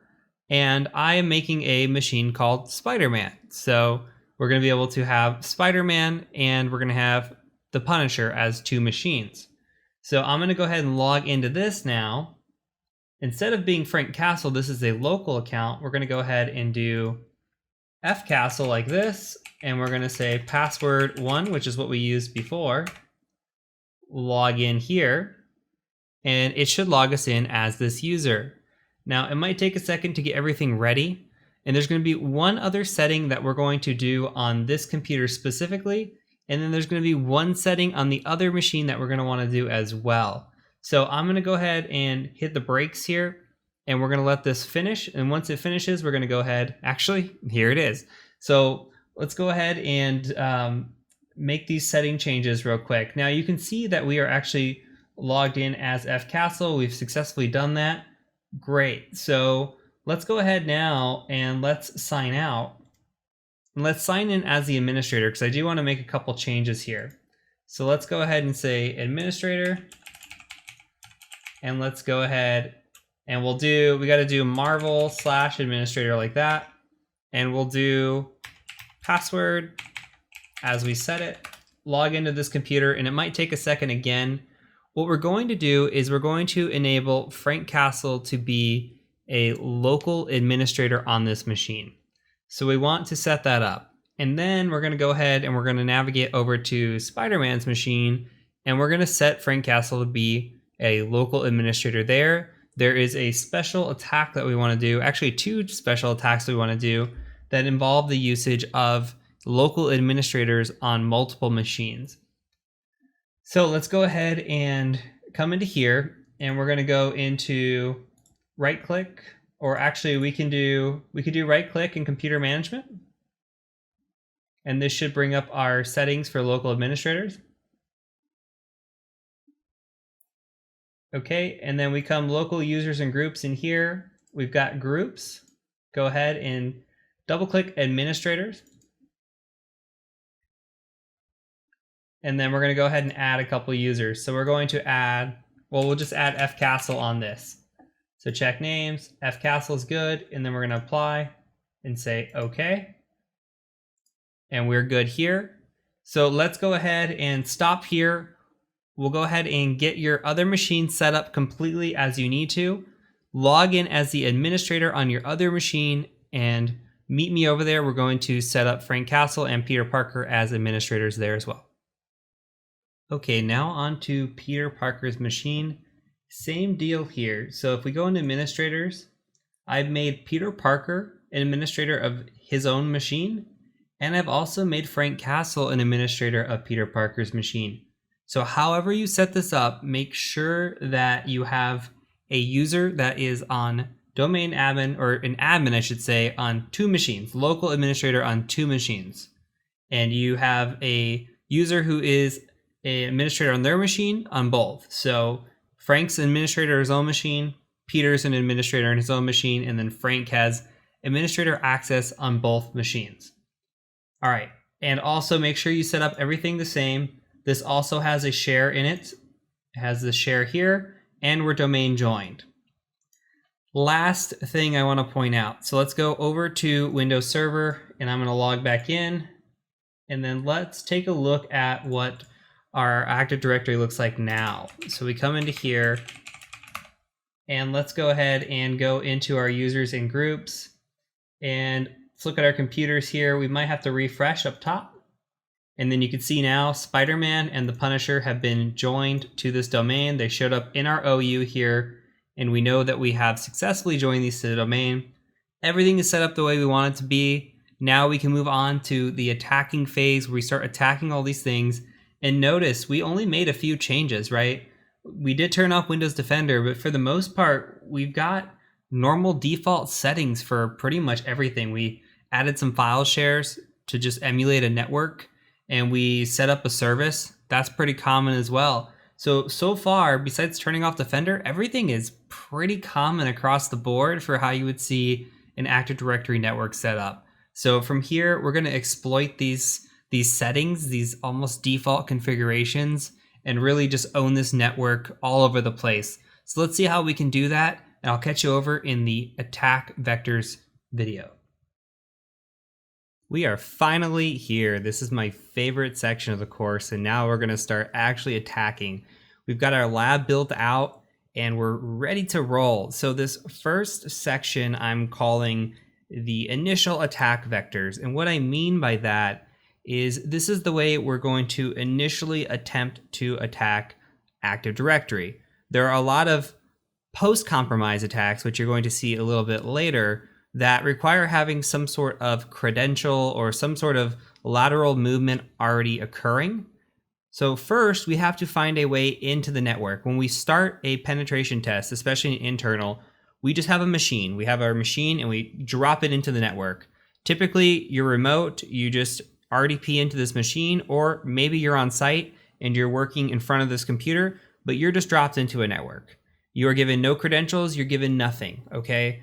And what we're going to do is we're going to go through how we can abuse features of Windows. Features, again, these are not misconfigurations, just features of Windows, and utilize those to get access to user accounts, credentials, and get access to machines as well. So it's going to be a really, really fun ride.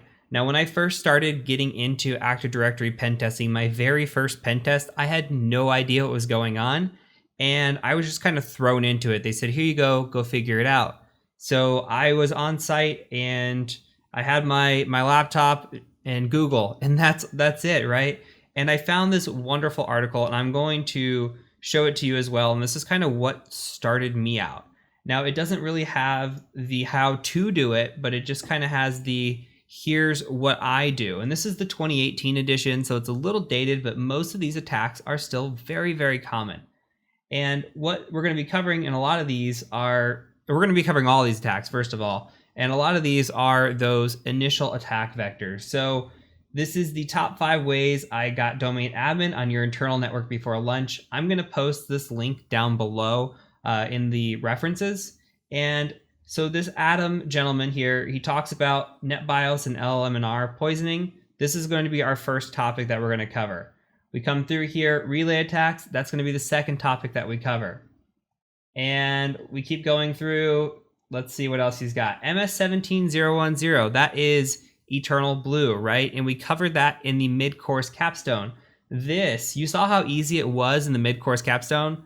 This is truly that easy. It is literally just discover the host running the vulnerable SMB, right? And then you exploit it.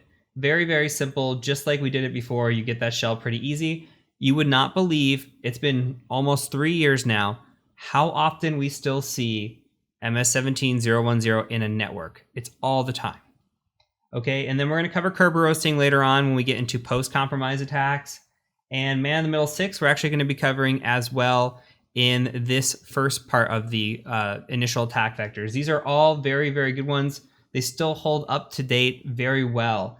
Some of these are starting to be defended against, and we'll talk about that as we go. But when it comes to having a good reference point and a good starting point to learn attacks, if you knew these 5 going into an interview, you would have a leg up over just a general candidate. So that's what we're after here, is the practicality of this course and being practical with our attacks, understanding the attacks and the defenses, and getting you ready for that pen test interview. So let's go ahead and move on from here. We're going to get into our first attack, which is going to be LLMNR poisoning. So I'll catch you in the next video. Okay, let's talk about our first attack. So this is called LLMNR poisoning. Now, what is LLMNR? So LLMNR is what is known as link local multicast name resolution. And when you say that, all we have to do to think about it is it's basically DNS. So it's used to identify hosts when DNS fails to do so. And this was previously known as NBTNS, which was NetBIOS name service. And the key flaw here is that when we respond to this service, it actually responds back to us with a username and a password hash. And it's really bad, okay? So we're going to take a quick overview and look at what it looks like. We're going to see how the attack is ran and talk through some of the strategies. And then we're going to go ahead and actually do a live demo in the next video so you can follow along. So let's take a look first at an overview.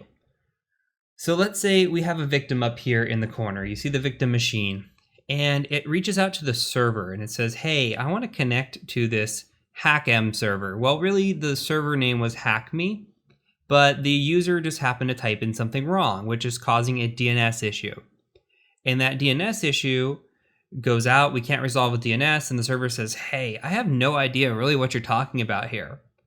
And so we go out and we say, hey, broadcast message. I'm going to send this out to everybody.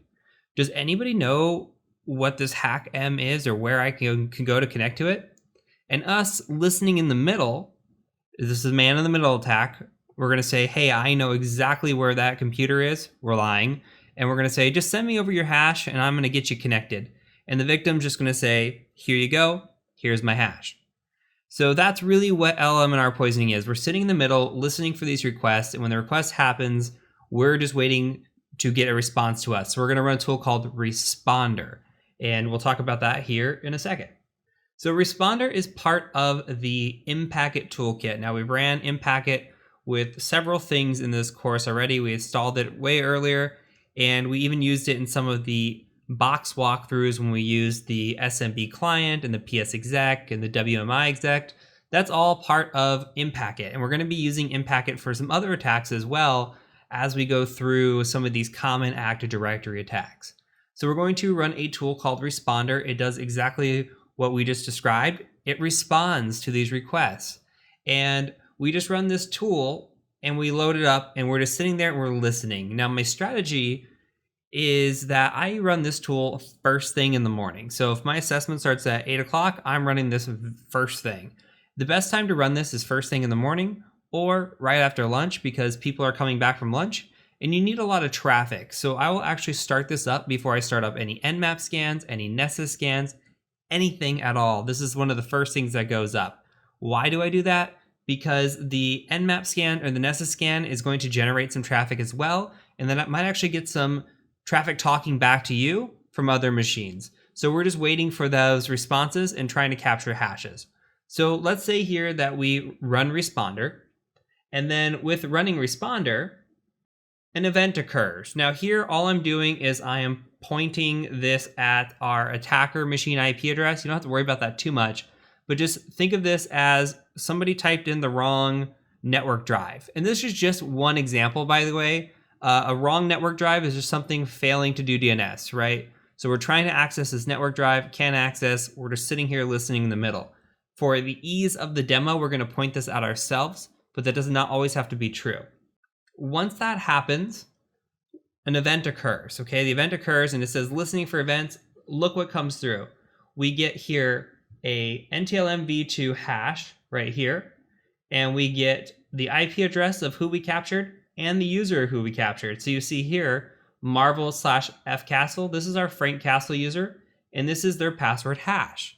Now there's a lot of things that we can do with this hash, and we're gonna run a couple different attacks with it. But the first attack we're gonna talk about is just taking this hash and trying to crack it. So we're going to take this hash and we're going to run it through a tool called Hashcat. And you can see here that we actually crack the password to be password1, which is what we set it when we first set up the lab. So that's really it. All we're doing here is we're listening in a man in the middle situation. And this is very, very common. So what happens here is if passwords are weak and guessable, then we're going to be able to crack these passwords with any sort of decent password cracking rig. And for example, I'm using a 2080 Ti, which is pretty latest and greatest, pretty powerful right now. There are some rigs out there that will stack like 4 to 6 of these 2080 Ti's or even better, but you don't necessarily need that. When I was first starting out, I was using a 970 graphics card and it was doing just fine for cracking.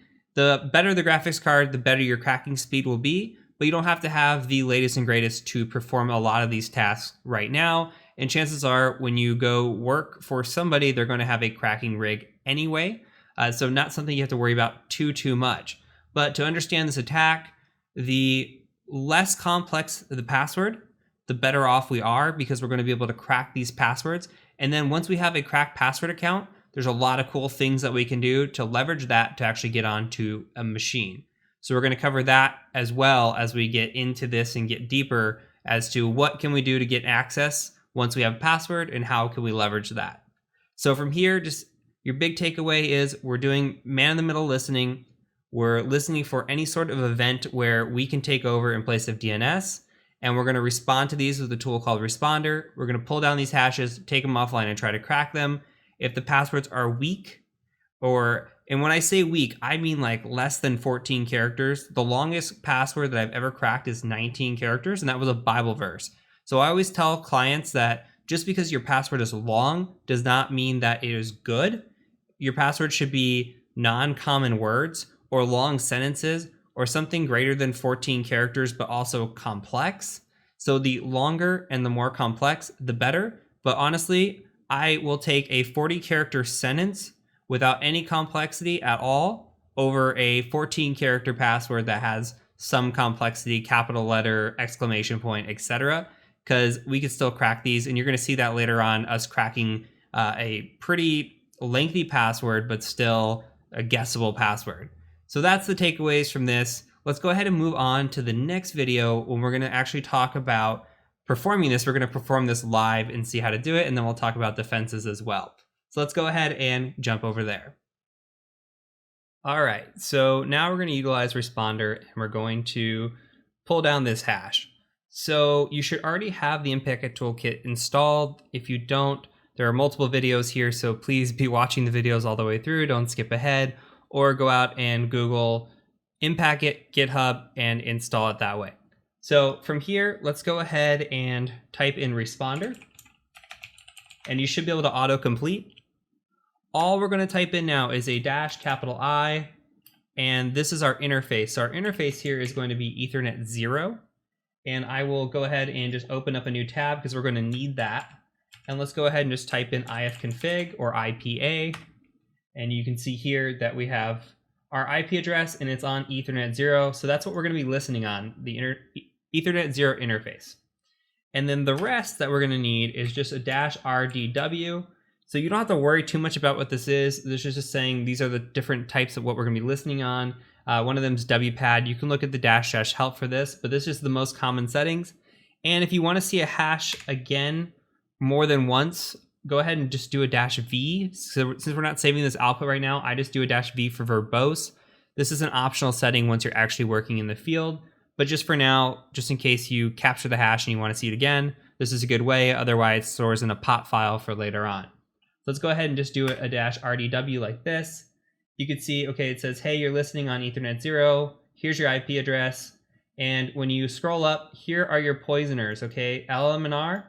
And then when LLM and R fails, it actually goes down and works on MBTNS. So it goes DNS, LLM and R, MBTNS. It's also listening on DNS, and it's doing a few different things here. It's running a few different servers, and all we're doing is running those servers in the middle just to see if we can get a connection from any of these and try to intercept and respond back. So you see here now it says it's listening for events. So go ahead and go over to your Windows machine, and you can see that I've actually put my Windows machines just as a lab setting. This is kind of what's nice about having the actual Pro version, is you can just keep all of your Windows machines in one area. So I've got my Windows machine spun up. I've got Windows Server 2016, and I've got the Windows 10 Frank Castle machine spun up. So the Punisher and the Windows Server. And what we're going to do is we're just going to open up a file share like this, or a folder. And I'm just going to point this right at our attacker machine. So mine was 192.168.57.139, I do believe. Let's go ahead and double check that. 57.139, okay. And then all I'm going to do here is hit enter.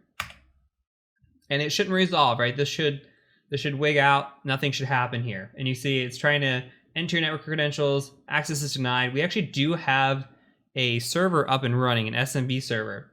And look what's happened here. But like we do have the SMB server up and running, so it's trying to connect to that.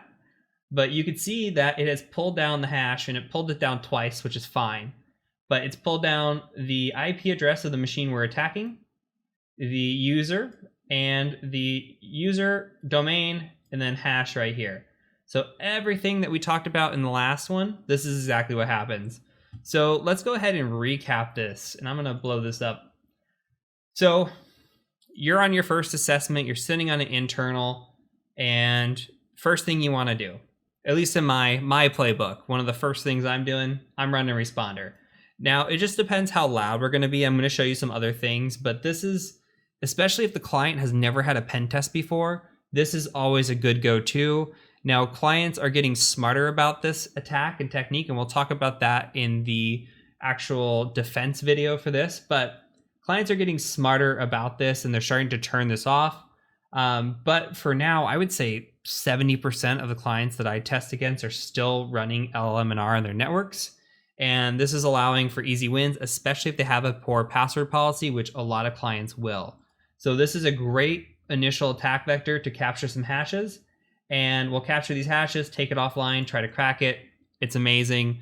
We can do a lot with this. So from here, we're going to go ahead and install Hashcat or use Hashcat on our machine. I'll show you a couple different methods of how we do it. Then we'll talk about defenses and move on to the next attack. So let's go ahead and move on to the next video. I'll see you over there when we work on cracking this hash. All right, picking up where we left off, we're going to utilize a tool called Hashcat. Now, Hashcat is built into your Kali Linux machine, though we're going to talk pros and cons of that here in just a second. Hashcat is a tool utilized to crack hashes. And we're going to run it first on our Linux machine in our VM, and then we're going to try running it elsewhere and just take a look at speed differences. So what I want you to do is actually capture this whole hash here. We're going to copy it, and we'll just do something like gedit ntlm hash.text. It's fine. And we'll paste that bad boy into here and just hit save. Now we're going to need to set up our Hashcat.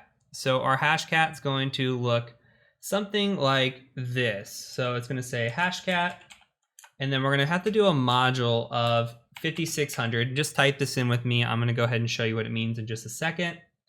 Then we need our file that we're going to attempt to crack, which is going to be ntlm hash.text, and then we're going to need a word list. So we don't have the word list yet. I'm going to show you where you can find that. So first things first, what the heck is this M5600? So if we go to a new tab and we just say hashcat -- help. Well, it tells us a bunch of different ways that we can attack hashes here. And there's all different kinds of settings when it comes to Hashcat. But what we're after is a module, right? And look at all these different hashes we can crack. Now, some of these might sound familiar, like MD5, SHA-1, etc. But, you know, this is a long list of modules, and here are all the different numbers that we have to go through. And we have to look through these to find what we're after. So here's net NTLM v2, which is 5600. Now, we could do a little bit of Linux foo here and just, you know, narrow this down. So we can say, let's tab up, hashcat -- help. And then what if we just say grep and we know the hash is NTLM like that? Guess what? We just pull down 4 NTLMs and we can just pull the 5600 right out of here in case you ever forget. I have it memorized because I do it so often. You probably will as well. Also, you can put this into your notebook, and this will be a good place to have it and just say, hey, how do I crack NTLM v2 hashes? Here you go. Or have a Hashcat cheat sheet. There you go as well. Make your notes your own, but of course, as I've said this whole course, please have notes. So we've got our module, we've got our hash. Now we need to crack that hash. So we need a word list to do it. Let's go up to files. I'm going to show you a little area in our computer here. So go ahead and go to other locations, and we're going to do a computer, and then we're going to go ahead and we're going to go to user and then share right here and start typing in word list, and that will bring you right to word list here. Now there is this rocku.txt.gzip. Go ahead and open that. And once you open that, just go ahead and say extract. And we could put this into word list, that's fine. Or we could put this, let's put this in our home folder. That'll work because we might use it again. So let's go ahead and just extract this. And it might take a second here. Now, we're not going to open this up, but Rocku is 140 megabytes, and I can't tell you how many passwords are in here. Millions. There's millions and millions of passwords in the rocku.txt file. This is just the default word list that comes with this. There are lots of word lists out there that you can choose from. For example, we could go out to We can go out to Firefox, just go to Google, and there are several different sites. We could say google.com, and we could say hashcat wordless. And we can look for them. And there's different ones. Passphrase wordless here. There's another one called seclist. So we say password seclist like that. And there's this great GitHub here for seclist. And you can come through here and they have all different kinds. So we can go through them, usernames, discovery, passwords right here. And they've got the top 100, top 10,000, all the way through 10 million passwords, right? So the word list that I use is like 70 trillion or something insane. And it takes about 15 minutes to go through. So that's how fast a processor can work. But you just kind of have to find your own, look through them out there. And it's probable that your company will have their own word list as well. But when you're doing stuff like Hack the Box or you're just doing Capture the Flags, usually something like RockU is plenty sufficient. You don't need to go above and beyond that. Once you start getting into cracking user passwords, then you should start looking for a better word list. But for now, we're going to go ahead and just say rocku.txt since we put it into our home folder. And now we have to also add in this -- force. Now for me, this is probably not going to work. It's been a little bit since I've actually checked this. I have a pretty new processor. I'm running either a late i7 to an i9. And what this is doing here is it's going to try to run it, but even still, we're in a VM. And the -- force is saying, hey, I know I'm in a VM. This is not going to run off my graphics card. This is actually going to run off my CPU. It's going to be a lot slower. And we're going to try to force this to run off the CPU. I'm going to hit enter. You may work. Mine will not work. Okay. This is what mine looks like. So because I'm in a VM, it's still not going to work for me. You might get a little bit better luck and it might work for you. So here is the alternative.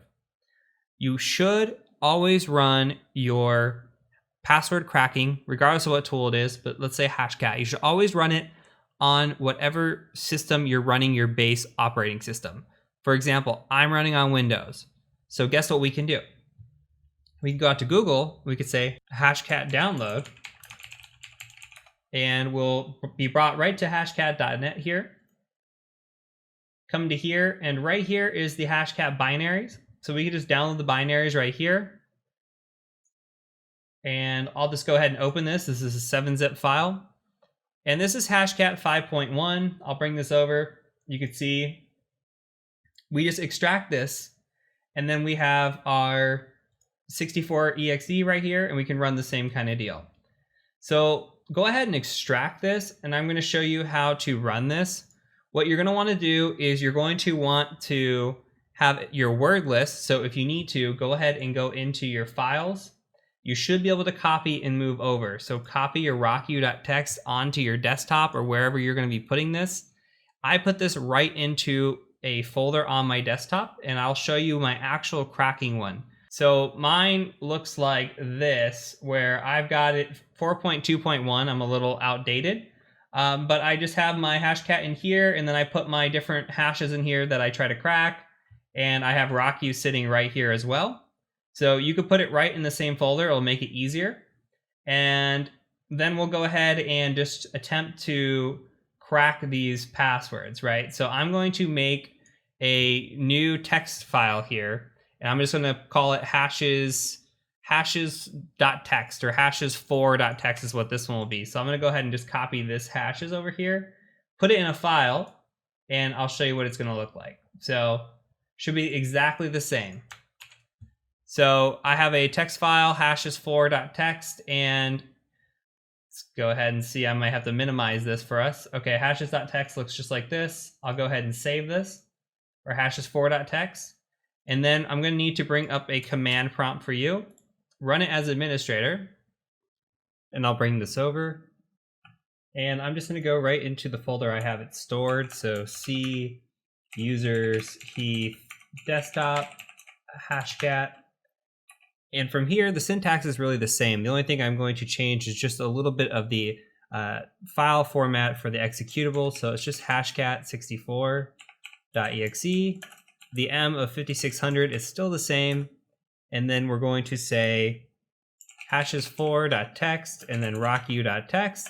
And then I'm just going to do a -O. This stands for optimize. So I just want to optimize the output here, and it's going to make this go a little bit faster, but just best practice to use -O here. Okay, and let's go ahead and just hit enter on this. And this will take just a second to spin up, and then you're going to notice as soon as it spins up, see, I can't even finish my sentence, that's how fast it is. As soon as it spins up, it finds the password hash and it cracks it. So you can see password 1 here, and this is exactly what we set the password to. So again, this is a weak password, very easy to figure out.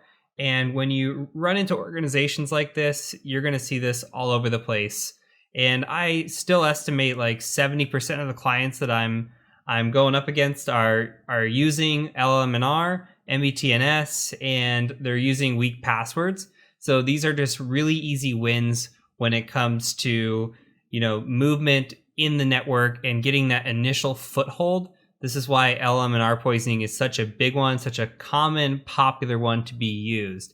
So again, this comes down to password policy and having a good password policy. We're going to crack these small passwords. We're going to crack passwords that have common characters. And we'll talk about this in defenses, but we really just want to let the client know, this is a good indicator to let them know, we capture these hashes and we cracked them, or capture these hashes and we didn't. And that's a good indicator of their policy. And other things to check too, if your Rocku or whatever word list that you're using doesn't work, then you could still go and use other things like their name. For example, the company name with a 1 or 1 exclamation or 1, 2, 3. You just got to get creative with it and think outside the box. And things again like fall 2019 or whatever year it is, winter, whatever season it is as well, putting those in there and just trying to use the easy way out. You got to think like a user who's wanting to use the easy way out, and you're going to be very successful with this. So that is it for this lesson. From here, we're going to go on and talk about the mitigation strategies, and then we'll move on into some more attacks. So I'll catch you over in the next video. All right, let's talk LLM&R mitigation. So the best defense here is to actually disable LLM&R. You have to disable not only LLM&R, but also MBTNS, because remember, if DNS fails, it goes to LLM&R. If LLM&R fails, it goes to MBTNS. Just cutting out LLM&R isn't enough. So to fully disable this, you have to disable both. Here is how you kind of do it. This is just a copy and paste of what I would actually send to a client or put on a report for a client as to how to disable this. If they are not able to disable LLM&R, or they just refuse to, then the second option is to tell them to enable network access control, which if you're not familiar with what that means, network access control means that, hey, I can't just go and plug into any port on your network and gain access. It's going to look for a MAC address and say, does this MAC address belong and should we allow it? And a lot of the times, if it doesn't belong or it's not allowed, you're actually going to shut that port down, or otherwise it's just not going to let you on the network. So there are bypasses to network access control, but think again that this is an internal and you just want to make it as hard as possible for somebody to get into your network, and that would prevent this attack from even happening, or at least stall the attack from happening. The other thing here is to require the strong user passwords. So 14 characters or longer, 40 character passwords probably the best, a long sentence, however long you want to make it, but it should be longer than 14 characters. And that's really what you want to harp on your policies to your clients is you want to tell them yeah, you can have your minimum, but you should stress how easy it is to crack these passwords. The longer the password, the harder it is to crack. And it goes from 7 or 8 characters being, a couple hours to, or even seconds to hours, from 14 characters, 15 characters being years to crack in a brute force attempt. So just that difference in a few extra characters and just making it a little bit longer really does make a difference, and it makes it really hard on us as an attacker to be successful. So hopefully that makes a little bit more sense. And when you're in an interview, you can talk through LLM&R, talk about disabling it for best case scenarios, and talk about other mitigations to prevent these sorts of attacks as well. So from here, we're going to move on and talk about how we can utilize LLM&R poisoning to our advantage in other ways, and not just capture a hash and crack it, but actually use that hash to our advantage and gain access to a machine. So let's go ahead and take a look at that. All right, so now let's talk about SMB relay.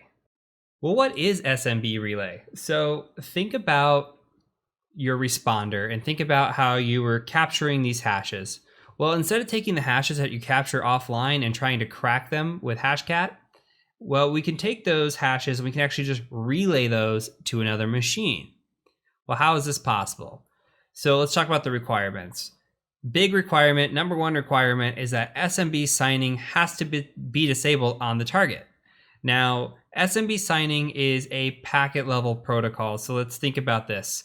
If SMB signing is enabled, when we try to relay credentials, it's going to say, hey, you're not really that person. This packet's not signed by you, and I'm not going to let you in. But if SMB signing is disabled, it never checks for that. It never checks for authenticity of where this is coming from. It just says, hey, there's a user, there's their hash. I'm going to let them on this machine if they have the permission to do so. So we're going to take this first requirement and add in a second requirement, which is that the user being relayed has to have admin credentials on that machine. So we cannot relay a credential that we captured from one machine back to the same machine. Say we're at like .6, we can't relay that credential to .6 as well. This has to be on two separate machines, and that user has to be an admin on that machine with SMB signing disabled. So we're going to take, say, Frank Castle. He's going to be an admin on two machines like we set up. We're going to take the captured hash, relay it over to another machine where he's also an admin, and we're going to do some malicious things to that machine. So let's take a look at this from a more actual perspective. So the first thing that we're going to do is we're actually going to go into the responder configuration file, and we're going to turn off SMB and HTTP. So we're going to be listening, but we're not going to be responding on these servers, okay? So what that means is we're going to use responder to capture, and then we're going to use another tool to relay, but we're not actually going to respond back. So once this configuration is set, what we're going to do is we're going to boot up responder. So with responder booted up, same way as before, you're going to notice here the only difference is there's red on the HTTP and red on the SMB server. The auth proxy was off by default and still remains off. So this is how your configuration should look. Once this is configured, we also need to configure a tool called NTLM Relay X. So NTLM Relay X takes the relay, it passes it to a target file that you specify, and we'll talk about how we identify those targets in the next video. And then we're going to say SMB2 support as a switch as well, so that we can incorporate anything with SMB2. So what we're going to do here is all we're doing is identifying where we want to target and where we want to relay to. So we have our responder listening, we have our relay ready to go, and then we just wait for an event to happen. Same event as before. We pointed at this machine with responder listening. It can't access this machine. DNS fails. Okay, responder kicks in, responds to that message, or doesn't respond to that message, I should say. And instead, it relays these credentials that it captures to this other machine. You could see it here. It says, hey, we received a connection from 10.0.3.7, and we're going to attack the target of 10.0.3.6 using Frank Castle's credentials. If Frank Castle is an admin on that machine, this is going to work. So it authenticates against it. It succeeds. Guess what? Now we're coming in here and we're dumping out sensitive information. Most importantly, we are dumping out what is called a SAM file, or the SAM hashes here, right? Now, remember back to our lesson on Linux when we talked about shadow files? Think of the SAM as the shadow of the Windows world. These are all of our usernames and hashes for the local users on this computer. Again, this is the local users on this computer. This is not the domain users, but that's okay. We can take down an entire network, and I've done it before, utilizing only local users. We're going to talk about that in a later video on how that can happen. But from here, we have usernames and hashes. Okay, we could take these hashes offline again and try to crack them. or we can pass this hash around and try to get access to other machines as well. So we'll take a look at both of those and see why this is really, really interesting here later on. So for now, take away that we grab a hash, we relay it to another machine. If SMB signing is disabled, we can get on that machine as long as we're an admin. We can not only dump the SAM hashes like this, but we can also take it further and get a full shell if we want to. So we're going to do that in both scenarios. We're going to play this scenario out first, then we're going to play another scenario out where we actually get a shell. You can see how you can do both of those. So let's go ahead and move on to the next video. We're actually going to demonstrate an SMB relay. So there's one small modification we need to make before this attack can begin and be successful. So on both of your Windows 10 machines, this is something I forgot to tell you during the lab setup, is we need to go to this network tab over here and make sure that our computer is visible to other devices. So we're going to turn on network discovery, and let's go ahead and just hit OK. We're going to click up here and just say turn on network discovery and file sharing. And now it's on. Okay, and you can see that other machines are starting to show up. That's great. Other machine, same thing. Let's go in here. Let's go to network, turn this guy on, and then we should be able to proceed with this attack moving forward. So let's go to the next video. We start discovering how we can actually find machines that are disabled or have SMB signing disabled in our network. All right, so first things first, we need to be able to identify what has SMB signing enabled and what has SMB signing disabled. Now, there are a few different ways that we can do this. One way would be to run a Nessus scan, and when you run Nessus, it'll tell you nice and neatly, hey, look, this has SMB signing disabled on these servers, and you can copy that list down if you want to. Another method, which I'm going to show you, is Nmap. We can run a specific script on Nmap that is built in, and it'll check for SMB signing. And then lastly, you can go out to GitHub and search for something like SMB signing check, and you will find a bunch of different scripts that will do this for you, or you can write your own if you really want to.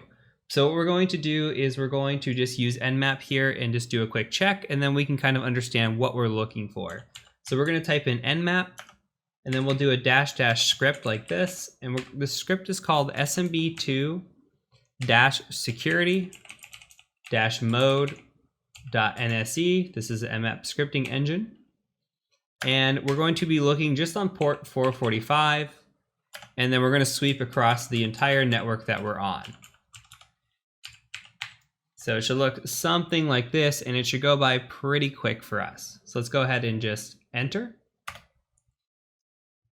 And what's going to come back is whether or not the port is open. As you can see here, like this has filtered on this port. It's going to come back whether or not the port is open and whether or not SMB signing is enabled or disabled. Let's ignore .1 and .2. Okay, so .140, this is where we start, at least for me. .140 is our server. So this is our domain controller. And you can see in the domain controller, message signing is enabled and required.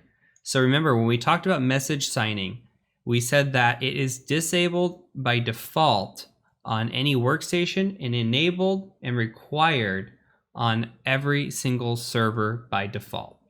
Okay, so we expect to see this. We will not be able to relay to this machine. However, if we look at 141, which is the Punisher, and 142, which is Spider-Man, we can see here that 141 and 142 will both say the same thing. Message signing enabled, but not required. So it's enabled, but it's not required, meaning that we can still do a relay attack because of the non-requirement here. So what we can do is we can take the list of IP addresses that we have here, given 141 and 142, and put those into a list. And we can go ahead and do that now. So let's just go ahead and say gedit, and you'll see my targets are already here, but we're going to say gedit targets.txt, hit enter. And I actually only want you to put one target in there. So I'm using Peter Parker's machine. So let's go ahead and just use Peter Parker's machine, whichever one you have your secondary machine on.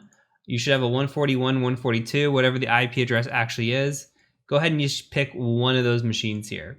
In a perfect world, you would put all your machines in here, but we're just going to simplify this for the attack. Go ahead and save that out. And then I'm going to pause here. We're going to meet in the next video where we configure everything and we'll set up the relay and see how the attack looks. So I'll catch you over in the next video. All right, picking up right where we left off. So we now have our targets.txt, we can cat targets.txt, and we've got the Spider-Man computer sitting here at 142. And remember, our other computer is sitting at 141, and we're going to relay our credentials from responder from 141 to 142, and hopefully get something good back. So we need to set up a responder. So let's go ahead and go to gedit, and we're gonna go edit the etc responder and responder.conf file. This is the config file. And remember, we need to turn off SMB and we need to turn off HTTP here. So your settings should look like this. Go ahead and save that. And then we're going to run responder just like we did before. So we're going to say responder, capital I like this, Ethernet 0, and then RDWV just like that. Should hit enter once you're ready. And if we scroll up just a tad, it should look just like the picture did before, where we have a few more reds mixed in with these greens here. SMB server is off, HTTP server is off. So now we're listening for events. Now we got to set up the relay. So let's go ahead and open up a new tab. I'll make this a little bit bigger. And we're going to use ntlm relay x.py.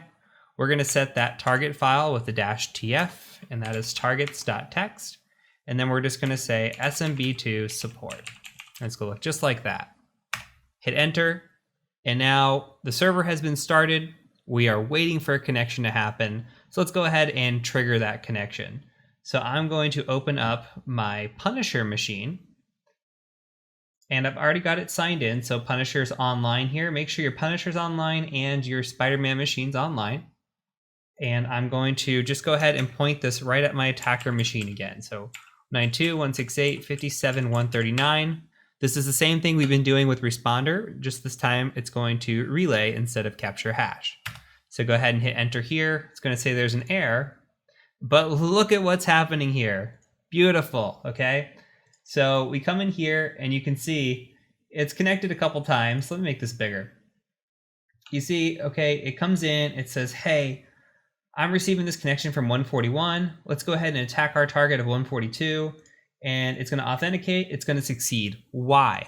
Remember, SMB signing is disabled. Here it is enabled but not required. That is considered the same exact thing. Okay, so it succeeds, and most importantly, Frank Castle, F Castle here, is an administrator on this computer. Because this user is an administrator on this computer, guess what? We dumped the SAM. So we've dumped the SAM hashes, and now we have these hashes, these wonderful hashes, okay? And we can copy these hashes, we could take them offline, we could try to crack them.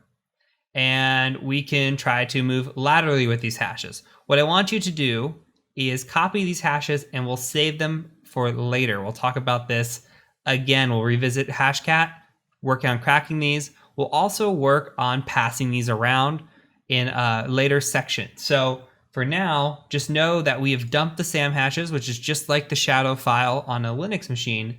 And there are things that we can do with these hashes. So we're all building up into gaining shells, getting access, doing more cool stuff. But here we've got some access to this machine, and now we can start trying to move laterally with the access that we have, or even move vertically. So from here, that's it. I just wanted to show you this quick demonstration of how this could be potentially vulnerable. And this is an easy attack to pull off, and it's by design. Again, no settings really changed, right? This is just how default Windows environments are. So this is a very common occurrence, especially if the environment has a lot of local admins and you have a lot of local admins on the same machine, or the same user or local admin on a lot of different machines.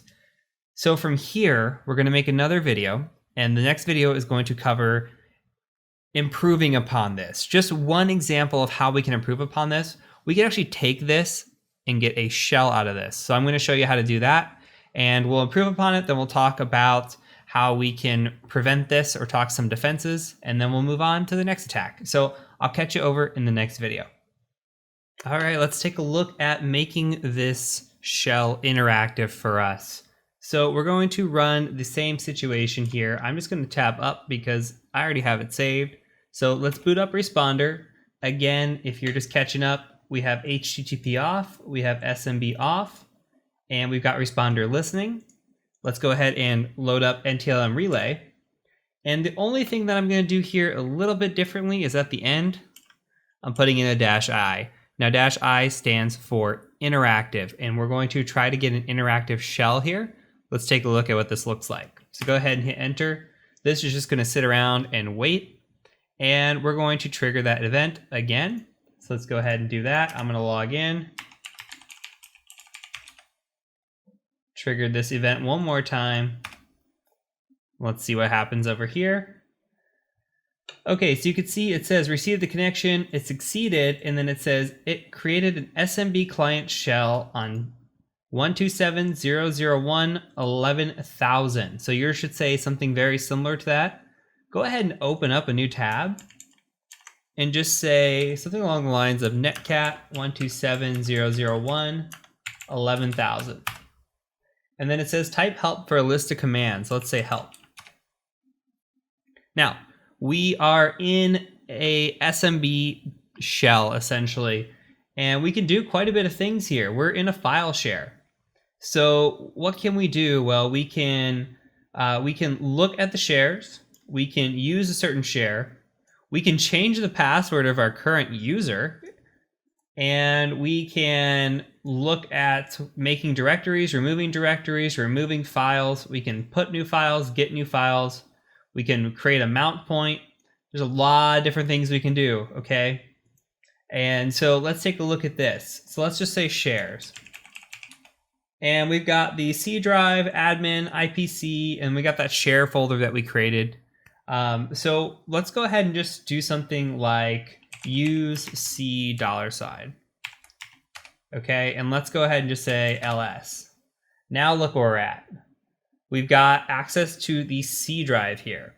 If we wanted to use the admin, which we could get to this other ways, we just say use admin, hit enter, ls, and look, now we're in the admin. So we're in system 32 here on a Windows machine, and we just have full control of this computer. We can add files, get files. We have a lot of control here. So there are other things that we can do as well that we're not going to cover, but I do encourage you to explore. So I'm going to control C this. A couple things to point out is we can say something like -E for execute, and then we could set up a interpreter listener like test.exe. We can generate MSF Venom to create a payload, and then we can set up a interpreter listener and go get a shell and Metasploit with multi-handler. We could do a -C for command so that this executes some specific command when we run the machine. It could be something as simple as who am I to a complex PowerShell reverse shell or something along those lines that we can talk back to us as well and get a shell with that. So the interactive shell is not the only way to do things, but it's another way to do things. So we just want to improve upon everything that we get. So again, we have those hashes. We're going to figure out what we can do with those hashes later. So again, make sure you have those saved. Once we get to the post-compromise attack section, we're going to abuse those frequently. So for now, that's it. Let's go ahead and talk in the next video about defenses, and then we'll talk a little bit about gaining shells and some other attack vectors before we get into post-compromise enumeration. So I will catch you over in the next video. Let's talk about mitigation strategies. So what can we do here? Well, we can enable SMB signing on all devices, right? And that is the go-to strategy. The pro here is that it completely stops the attack. The con is that there can be performance issues with file copies. It's reported that it's about a 15% or so decrease in speed on file transfers when you're running with SMB. So that SMB signing does cause a little bit longer time period. But the thing I argue is that the longer time period for computer security is worth it. It's worth the trade-off. Other options that you can take is you can disable NTLM authentication on the network. If there is no NTLM authentication, then it completely stops the attack. However, if Kerberos stops working as the authentication method, then Windows is going to default back to NTLM anyway. So it's not a fail-safe completely. More things. Account tiering is super important. So what that means is if you have a domain administrator, that domain administrator is only logging into their domain accounts or their domain servers, their domain controllers, right? They're not logging into a user account, because that would be really bad if we can capture a domain administrator in this sort of attack. The other thing too is that you want local admin restriction here. So if we don't have a local administrator, this can prevent a lot of lateral movement. We can't really get the shell. We can't get the hashes that we saw. None of that would happen if that Frank Castle user was not also a local administrator on another machine. So the con here is that you might see a potential increase in the amount of service desk tickets. Users complain about it. They always want to have admin, but it's not usually in the best interest of the company to give your users administrator rights on a computer. So that's it for SMB Relay. Big thing to talk about again is that SMB signing should be disabled and that local admins should be really restricted here. The other two are just best practice sort of things, but still don't completely eliminate the attack.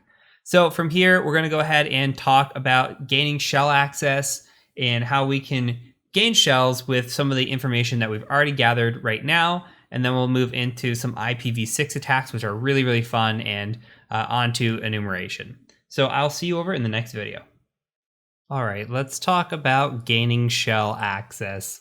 Now this should be somewhat of a refresher video because we covered a lot of this in the mid-course capstone, but I just want you to think about what you can do now that you have a credential.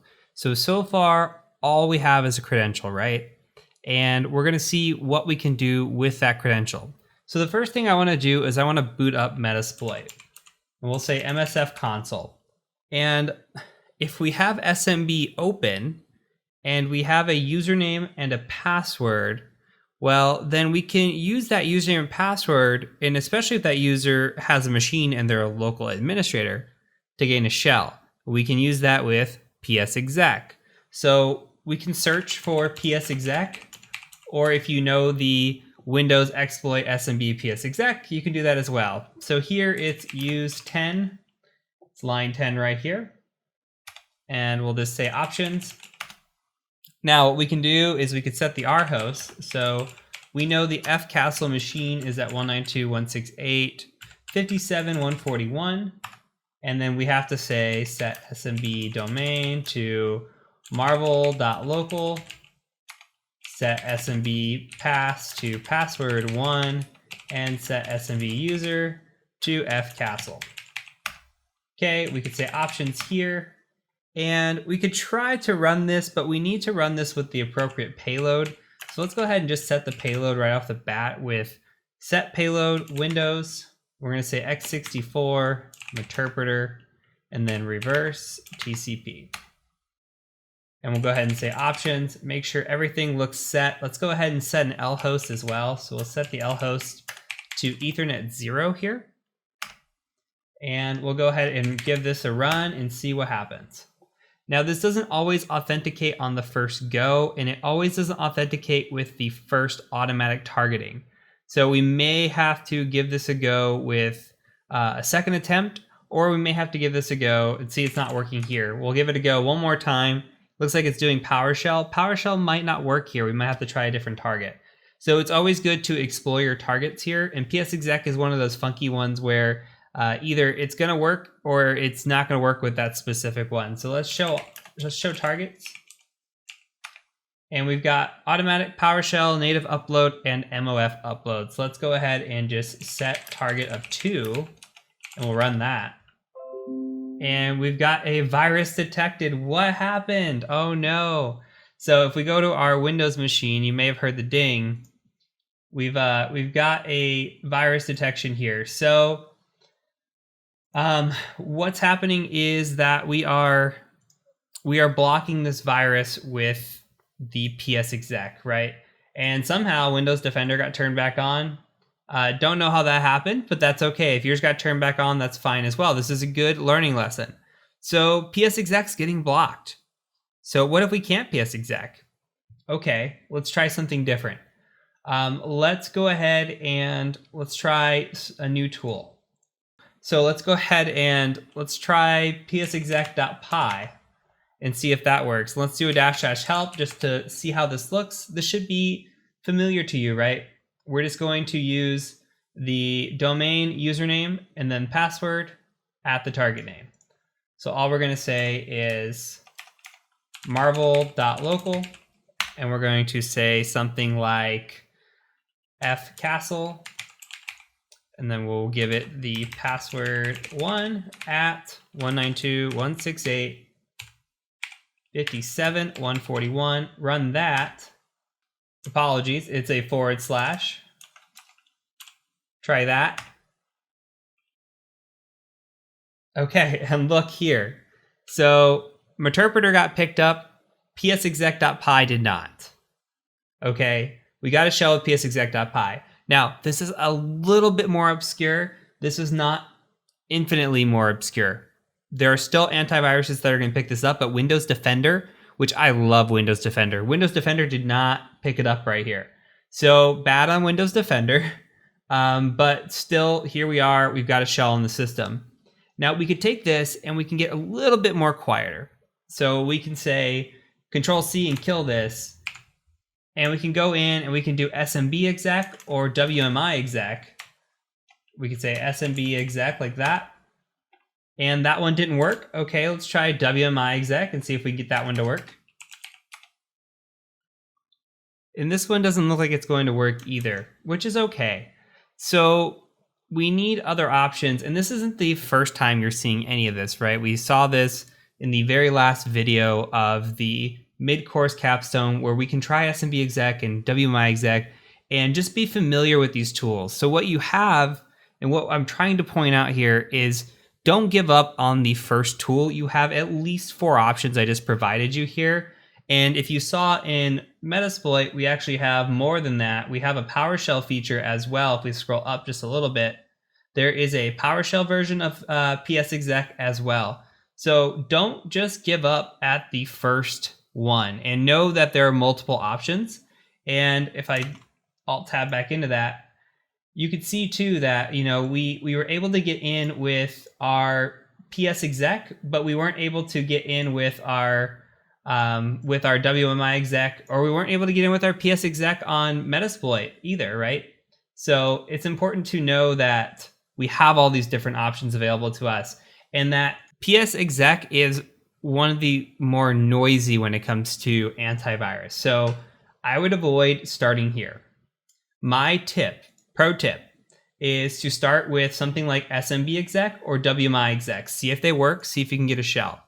If you can, what you can do, they're only like half shells is what they're considered. They're not fully interactive, but they're good enough to navigate around the C drive. You can issue commands with these. There's a lot of things that you can do. So what you need to do is you navigate around and you issue some commands and you say, hey, let me figure out what type of antivirus, if anything's running. And then once you figure out what's running, try to see if you can't disable that antivirus, so then you can run something more robust like Windows Meterpreter or Meterpreter on Windows, because it just does so much more for us. So what we're going to do is we're going to go back and we're going to disable that. In Defender, I'm going to make sure that that's all disabled again. If yours re-enabled, just go ahead and disable it as well. As we move forward, make sure those are disabled so that we can perform some of these other attacks with Metasploit. And again, the tip here is to make sure you get in quietly first, go in, navigate around, try to find the antivirus that's being used, then attempt to use something like psexec or even another method in Metasploit to get around it. So hopefully that all makes sense and you don't give up at the first failure. So that's it for this video. We're going to move on to IPv6 attacks next. Let's talk about IPv6 attacks. And mainly what we're going to be talking about are DNS takeover attacks via IPv6. And as of right now, this is the go-to attack for me. It used to be Responder, grab the hashes, try to crack them, and then it was SMB relay, and if you can't crack the hashes, well, try to relay them. Well, this is just another form of relaying, but it's so much more reliable because it utilizes IPv6. And I'm going to just use my pen for this one. We're just going to kind of talk through this, and you're going to see how terrible I draw, by the way. And then we're going to go right into it, and you're going to see how cool this really is. I can't even explain how awesome it is. So IPv6 attack. If you think about a machine running on a Windows network, we typically run on IPv4, right? And we have the box, and it's typically running IPv4 in the network. Chances are the network's not even utilizing IPv6. If you go look at your computer now and you go into your network adapter properties, chances are IPv6 is turned on, but you're utilizing IPv4 if you do an IP config, just for a Windows example, right? So if we're utilizing v4, but v6 is turned on, who's doing DNS for v6? And the answer usually is nobody. Nobody's doing that. So what we can do is we can say, hey, I'm going to set up a attacker machine. We'll give them a smiley face and kind of a smiley face. And we'll take him and we'll listen for all these v6 messages that come through. And we'll say, hey, I am your DNS, okay? And I'm going to spoof the DNS server, so send all your IPv6 traffic to me. And then I'll go ahead and just pass that along for you. The issue here is that when this happens, we can get authentication to the domain controller. So say this is the DC. We can get authentication to the domain controller via LDAP, or we can do so via SMB. So what we could do is we could take, for example, and you're going to see in the example that we reboot a machine. That reboot just triggers an event. That event comes through to us. We can use that machine to log into the domain controller, and it doesn't have to be an admin or anything. And we can get information, a lot of information out of just that. We could potentially use that machine to create another machine, as you're going to see from a blog example. And we can wait for somebody to maybe log into the network or use their credentials somewhere. And guess what? That comes to us in the form of NTLM, just like responder, just like SMB relay. And we relay this. We do what's called LDAP relaying. We LDAP relay over to the domain controller with this NTLM credentials. We log in, if it's a domain administrator, to the domain controller. And guess what? We create an account. It creates an account for us. This tool that we're going to use is called Man in the Middle 6, MITM6. And what we're going to do is we're going to use this tool. It's going to do all this for us. We're going to combine that with NTLM Relay X, and it's going to relay into LDAP from our NTLM credentials. And then this tool is going to create, along with NTLM Relay X, is going to create a new account for us, and it's going to do so many awesome things. So I'm really excited to show it to you. We just have a couple steps that we have to do. We have to download Man in the Middle 6. In the next video, we have to set up LDAP S really quick, which is just a certificate, and then we're going to be rolling. And this is one of the most fun attacks, still very undetected, very hard to detect, and still very, very prominent in networks. So let's go ahead and move on to the next video, get Man in the Middle 6 installed, and then let's go ahead and see a live demonstration of what this attack looks like. In order to pull off our IPv6 Man in the Middle attack, we're going to need to utilize a tool called Man in the Middle 6. So let's go ahead and grab that tool now. So we're just going to say GitHub MITM6 like this. And we are looking for the fox-it right here. Go ahead and grab this, clone or download, copy that. And then we'll scroll down, look for any dependencies. Looks like it's just a pip install. So we're going to do this here. CD into our op folder as always. Git clone and paste. Now CD into your new folder, ls here, and we're just going to say pip install, and we should do pip3 actually, pip3 install, and we can usually do period, and that will install the requirements for us. So this will take just a second now to install. I don't believe it's a very long install. And we're already done here. So that is it. So it should just take a second for you. Once you have it installed, go ahead and meet me in the next video when we break it all down and we start the attack. In order for me to fully show you and allow you to appreciate this attack, we have to do one more configuration to our lab. So what we're going to do is we're going to go into the server manager here, and we're going to make sure that we add one feature, which is going to be a certificate. So what we're going to do here is we're just going to go ahead and say manage, add roles and features, and then we're going to go ahead and just say next, and next, and next. And the feature that we're going to add is going to be the Active Directory Certificate Services. So we're going to go ahead and just click on this and select Add Features. And then we can go ahead and just next through everything here. Next, next, next. We want the certificate authority or certification authority here. And then we're going to say restart the destination server automatically if required. And then we're going to hit install. And this should just take a quick second here. So give it a second. If you need to pause, go ahead and pause, and then meet me back once you have your installation completely configured. All right, so let's go ahead and close this and open up this right here where the exclamation is. We're going to go ahead and configure. We're going to hit next and click on certification authority here. We're going to hit next and next, next, and next. And then we're going to just go ahead and click SHA-256 is fine. We'll hit next on this, and then we'll just change this 5 to 99 here. Next, next, and configure. So all we're doing is we're setting up a certificate so that we can run LDAP on a secure side. So we're going to run LDAP secure. Now we could pull off this attack with LDAP, but it's a lot easier with LDAP secure. So now all we're going to need to do is reboot this server. Go ahead and do that. Once you've got that done, you're up and running, go ahead and meet me in the next video and we'll make sure that we can pull off this attack. So to begin this attack, we need a few things here. We need man in the middle 6. So we're going to go ahead and just say mitm6, and we're going to say a domain. Now my domain here is marvel.local. So we'll do a domain of marvel.local. We'll spin that up, and we're going to just start getting replies coming in from different devices in our network. Okay, so from here, what we need to do is also set up a relay attack. So now that relay attack is going to look something like this. NTLM relay x.py, this should look familiar. We're going to do a -6 because we're only going to work with IPv6. We're going to do a -T for our target, and our target is going to be via LDAP secure. This is why we set up that certificate. We could have done LDAP.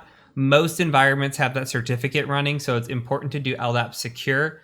And we're just going to point this right at the domain controller. So whatever your domain controller IP address is, mine's sitting at 140. For this WH, we're just going to use a WPAD. So I'm just going to call this fake WPAD.marvel.local. And then we're going to do a -L, and I'm just going to call this loot me. -L is for loot. So if we set up loot, we can dump out some information that'll be useful to us, and we'll see how that works. So let's go ahead and just hit enter on this. And this is still getting some spoof replies, but we're going to speed this along. So I'm going to go ahead and go over to my Windows 10 machine. I'm just going to reboot this sucker. And this is going to allow us to see this in action. What's happening is IPv6 is sending out a reply, right? And it's saying, hey, who's got my DNS? And it sends that out about every 30 minutes, I believe. So what we're going to do is we're just going to speed that up by shutting a computer down and then restarting it. It's going to actually go ahead and make this go a little bit faster. So we're going to try to authenticate when we restart. It's going to try to authenticate first as the Punisher machine. You could see this by the Punisher $. And you could see that it's enumerating the relayed credentials. It's going to take a while on large domains. That's fine. And it's just succeeding right now. It's trying to see what kind of privileges it has right now. So it might take a minute. And it's dumping any info into the loot dir. So if we open this up, let's see if there's anything in here right now. We can just go ahead and just say ls, and there's this loot me folder. So we can cd into loot me, and this is so exciting. So look at all this here: domain computers, domain computers by operating system, by just domain computers, domain groups, domain policies, domain trusts, domain users by group. Now, I love this because we can come in and we could say something like Firefox, I want to see the domain users by group. And we can just look at the domain users by group, and I'm right after the domain admins. On top of that, you know, when you have a crappy kind of admin going on, what about this SQL service that we set up? And remember when we put in the description that password is my password 123? Uh-oh, you know, people think that these descriptions aren't visible. And look, it's visible to us, and we barely did anything, right? We just succeeded with an account. We succeeded with a computer. The computer was capable of accessing this domain controller via LDAP-S, logging into it, and dumping out any useful information to us. That's scary, right? We have all this information in our hands now. We can see who the domain administrators are and the enterprise admins, who all the users are. Who do we need to attack in this environment for this to work in our favor? Now, let's do one more thing. Let's go ahead and go into our Windows 10 machine, and we're just going to say password exclamation like this, and you're going to see what's going to happen. So let's go ahead, and my mouse will come back to me. We'll go ahead over here, and here shortly it should attempt to log in as this user, and we'll see if it works. And there it did, and it's so fast. It just blazed through. Let me go ahead and Control C. So what just happened here? An admin logged into a computer. That's what happened. That's it. And you can see the administrator logged in somewhere on this network. It succeeded. It targeted LDAP, okay? And then it comes through and it tries to make a new user for us. First, it sets up an access control list for us, and that's awesome. And then it tries to create a new user, and then it says, hey, adding new user, and here's a username, and here's a password. Okay, now we own this domain, because what it's going to do is it's going to try to go in and it's going to try to grab all this information for us, and it's amazing what we can do. So let's save this information out and just see how it works. Another thing, look at this. Let's go ahead and go to our domain controller. If we go to our domain controller here and we go to our users and groups, let's refresh it. This is before the attack. Let's go ahead and just do a refresh really quick, if I can find the refresh button, or I'll just refresh from here. And now look, the NFSG, whatever, this user is now in here, and they're a domain user, but they set up a policy for us to have exclusive privileges with that access control. And what happens is, if we actually Control C and we just cd ... we ls, it puts this ACL pwn restore here, so we can actually restore the ACL to what it was before. But as of right now, it's allowing this user through in a special ACL that was created with this attack here. So this is a fantastic attack, and this isn't the only thing that it can do. It does so much stuff. I'm going to actually link down below some amazing things that you can do with this, and I want you to read up on this because it's so fantastic. So I'm going to put this in here, paste this real quick, and just scroll down a little bit and show you this blog post. And this is one of the ones I use all the time. So you can run this man-in-the-middle 6 with what is called a delegate access. And say, for example, that you can't get an administrator to work. Maybe this computer succeeds. Look at this iCorp W10 $ succeeds. You could still add a new computer, not just a user, a new computer with the username and password. And you can utilize that to attack the computer that authenticated you. You can impersonate users on that computer that you use to set that up with. It's an awesome attack. It's called delegate impersonation, or delegate access, and it is it's amazing. So I do recommend checking this out. Again, I'll put this down in the resources below. Great blog. So that is it for this attack. In the next video, we're going to cover how to actually defend against this attack and what you can do. It's fairly simple, but we'll still cover it. So that's it. I'll catch you over in the next video. Okay, let's talk through these briefly. And in the last video, I said the solution's pretty easy. Well, that's kind of true, kind of false. The solution is easy if we just go willy-nilly and we disable IPv6. This completely prevents this attack, right? If IPv6 isn't enabled in the network, then guess what? We can't be an IPv6 DNS server because there's nothing for us to do. So disabling IPv6 can have unwanted side effects. So the recommended thing to do is actually to prevent some of these. So we just define block rules instead of allow rules when we have our firewall. So I've listed those here. You don't have to worry too much about them. This could be something to just copy a picture of and have for your notes, especially if you're studying up. I don't think you'll ever be asked this in an interview, but if you're ever pulling off this sort of attack, it might be good to know for a client purpose. Another thing to note is that if we're not using WPAD, then we should disable it with group policy. And this tells you just how to do that. And then the relaying. So we did relaying to LDAP and LDAP-S. We only can mitigate this by enabling LDAP signing and channel binding. So that's another mitigation strategy here. So we could have prevented the LDAP attack that you saw, but typically LDAP signing and channel binding are not enabled by most clients. I can't remember a time that I have seen it. So last thing to consider is that we can put users into the protected users group, and that would prevent impersonation or delegation, which we didn't actually cover a delegation attack, but I did show you that blog posting where it had the delegate access.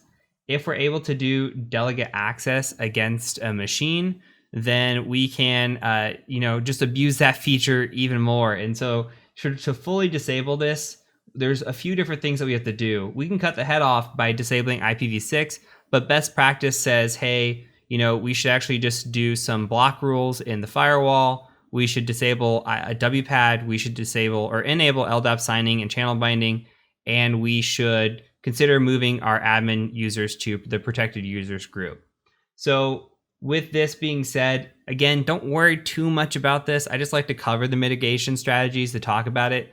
If you want to practice this in your lab, if you want to go back as we're going through some of these and you want to turn off different things that I'm showing you in defenses and try to mitigate these, I say more power to you. See how this works and how it affects certain attacks. And I think that's a really awesome strategy as well. But otherwise, just take maybe a screenshot of this and don't focus too much on memorizing it. So from here, we got one more video left. We're going to tie everything together, and then we're going to get into post-exploitation enumeration. So I'll catch you in the next video. Let's talk about one of my favorite attacks, and this is a classic that goes back to printers and even IoT devices, and you still see it occasionally in networks. It's really a bug that has to do with a printer or a different kind of device. And when we get into it, you'll be like, whoa, I've seen that before, most likely if you've done any sort of IT work. And this attack is pretty epic, honestly. And I recall a time where I was scheduled to do a pen test, and it was an internal pen test. And the company I was working for some reason, scoped an internal pen test for 4 hours. So literally, I had 4 hours to attack a network and get domain admin. That's all I was allowed. And I was on this network and realized pretty quickly that there was not much going on. The network was like a hybrid Active Directory network. There wasn't any responder, any capturing of hashes in the traditional way. However, there was a printer sitting out there with default credentials on it. And there were two setups going on. There was a SMB share user. Basically, this SMB user will scan files to a folder. And you can think of that like if you go to a printer and you just go scan a file and it ends up in a folder on a share, exactly what's happening. Now, those are common, and those can be set up with strong credentials. They could be set up to not be a domain admin or any sort of administrator rights whatsoever, except for just writing to that folder. That's a proper setup, and they actually had this set up properly, except for some reason, they also had the CEO's credentials in there. Okay, and the CEO's credentials were sitting in there as a LDAP connection for some reason. I don't know why. Anyway, I was able to grab those through this attack, compromise that because he was a domain admin, of course, send them all kinds of wonderful pictures from their accounting software, their finance, his CEO's email, all kinds of fun stuff, all because of a default printer password and a little bit of fun through an old technique. So let's take a look at the technique now that I've kind of gone through a little bit of story time. So I'm going to scroll down on this webpage and I'll put this in the resources. But basically, we're looking for access to something that connects to LDAP or something that does like an SMB connection or something along those lines that we can utilize. So what's going on here, if you can see this picture, and this is really hard to demo in a lab. So this is kind of a sit back and enjoy because there's not really a good way to say, hey, go buy this specific printer and let's go set this up. Basically, what's going on is we have what is this LDAP sign-in setup. You can see it's trying to sign in here, do a setup.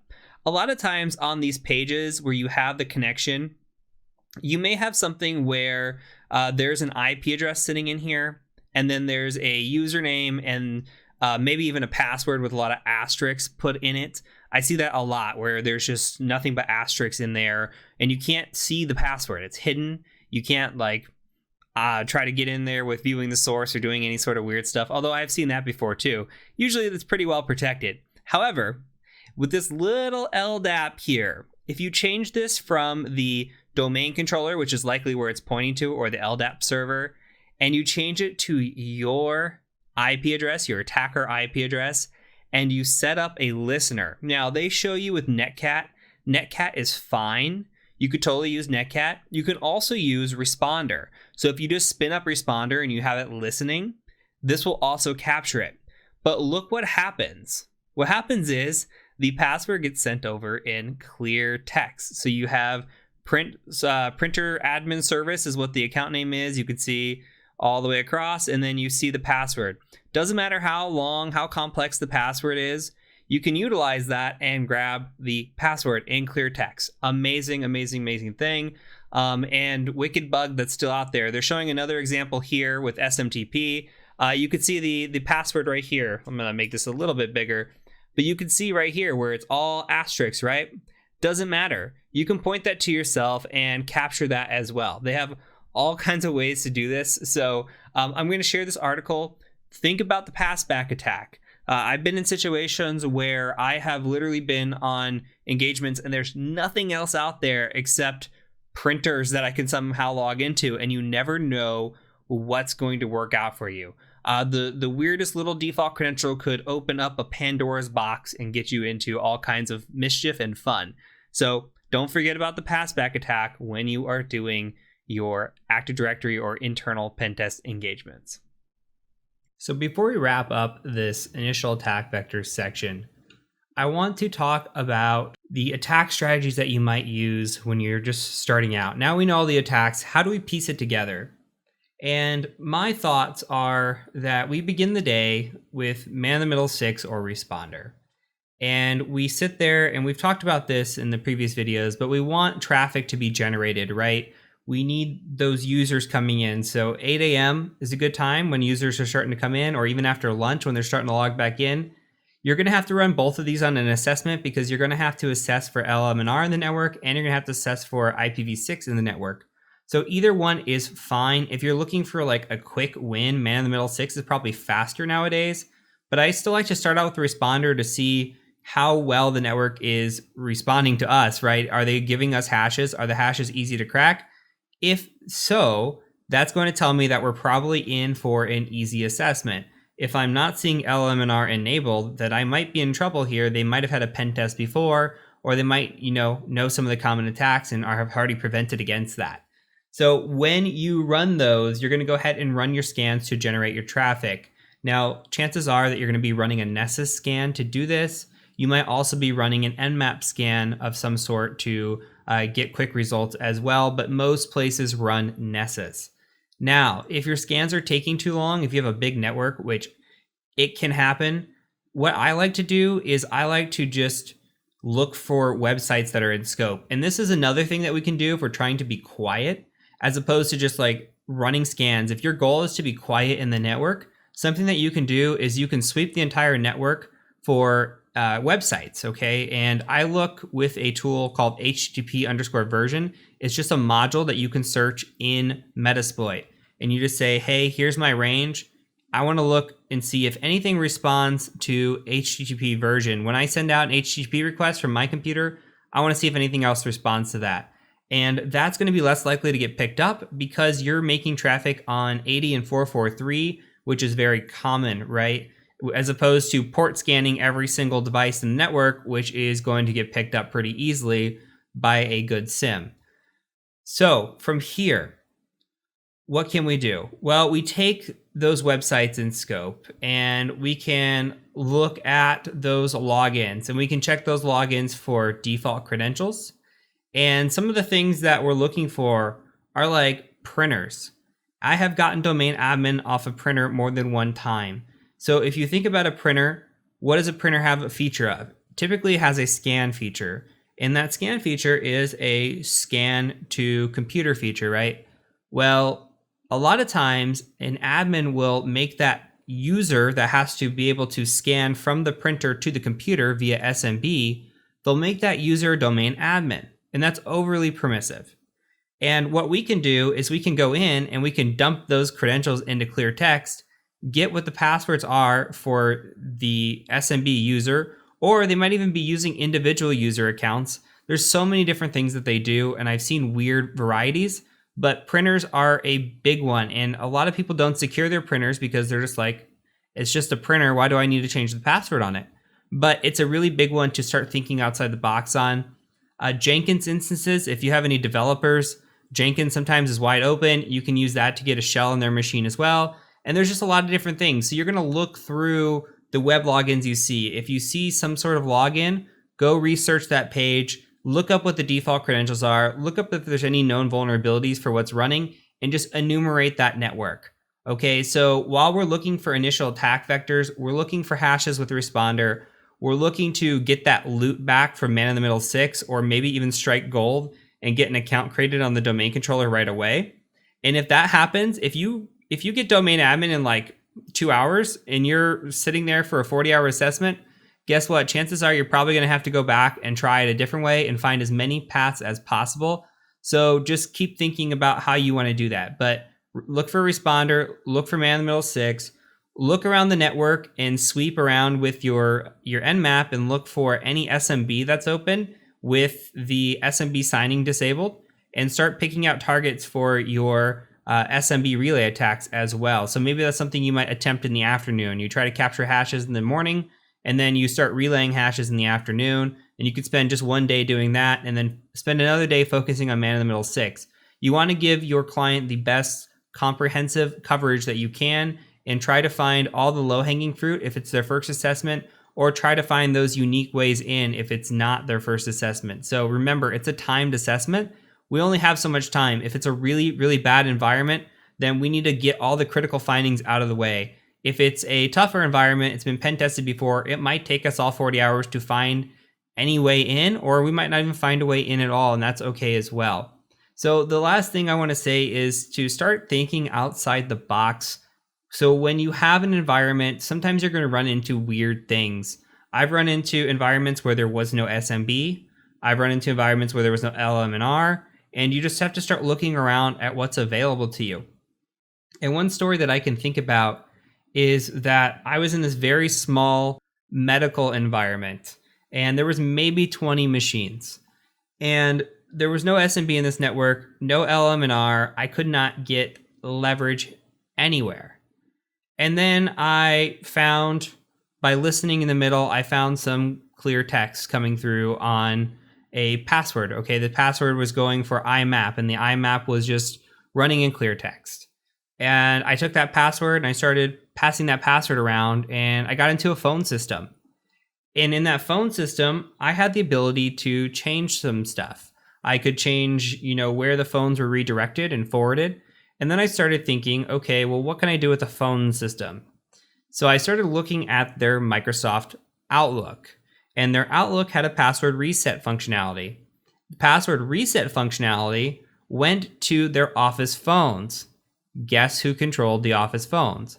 I did.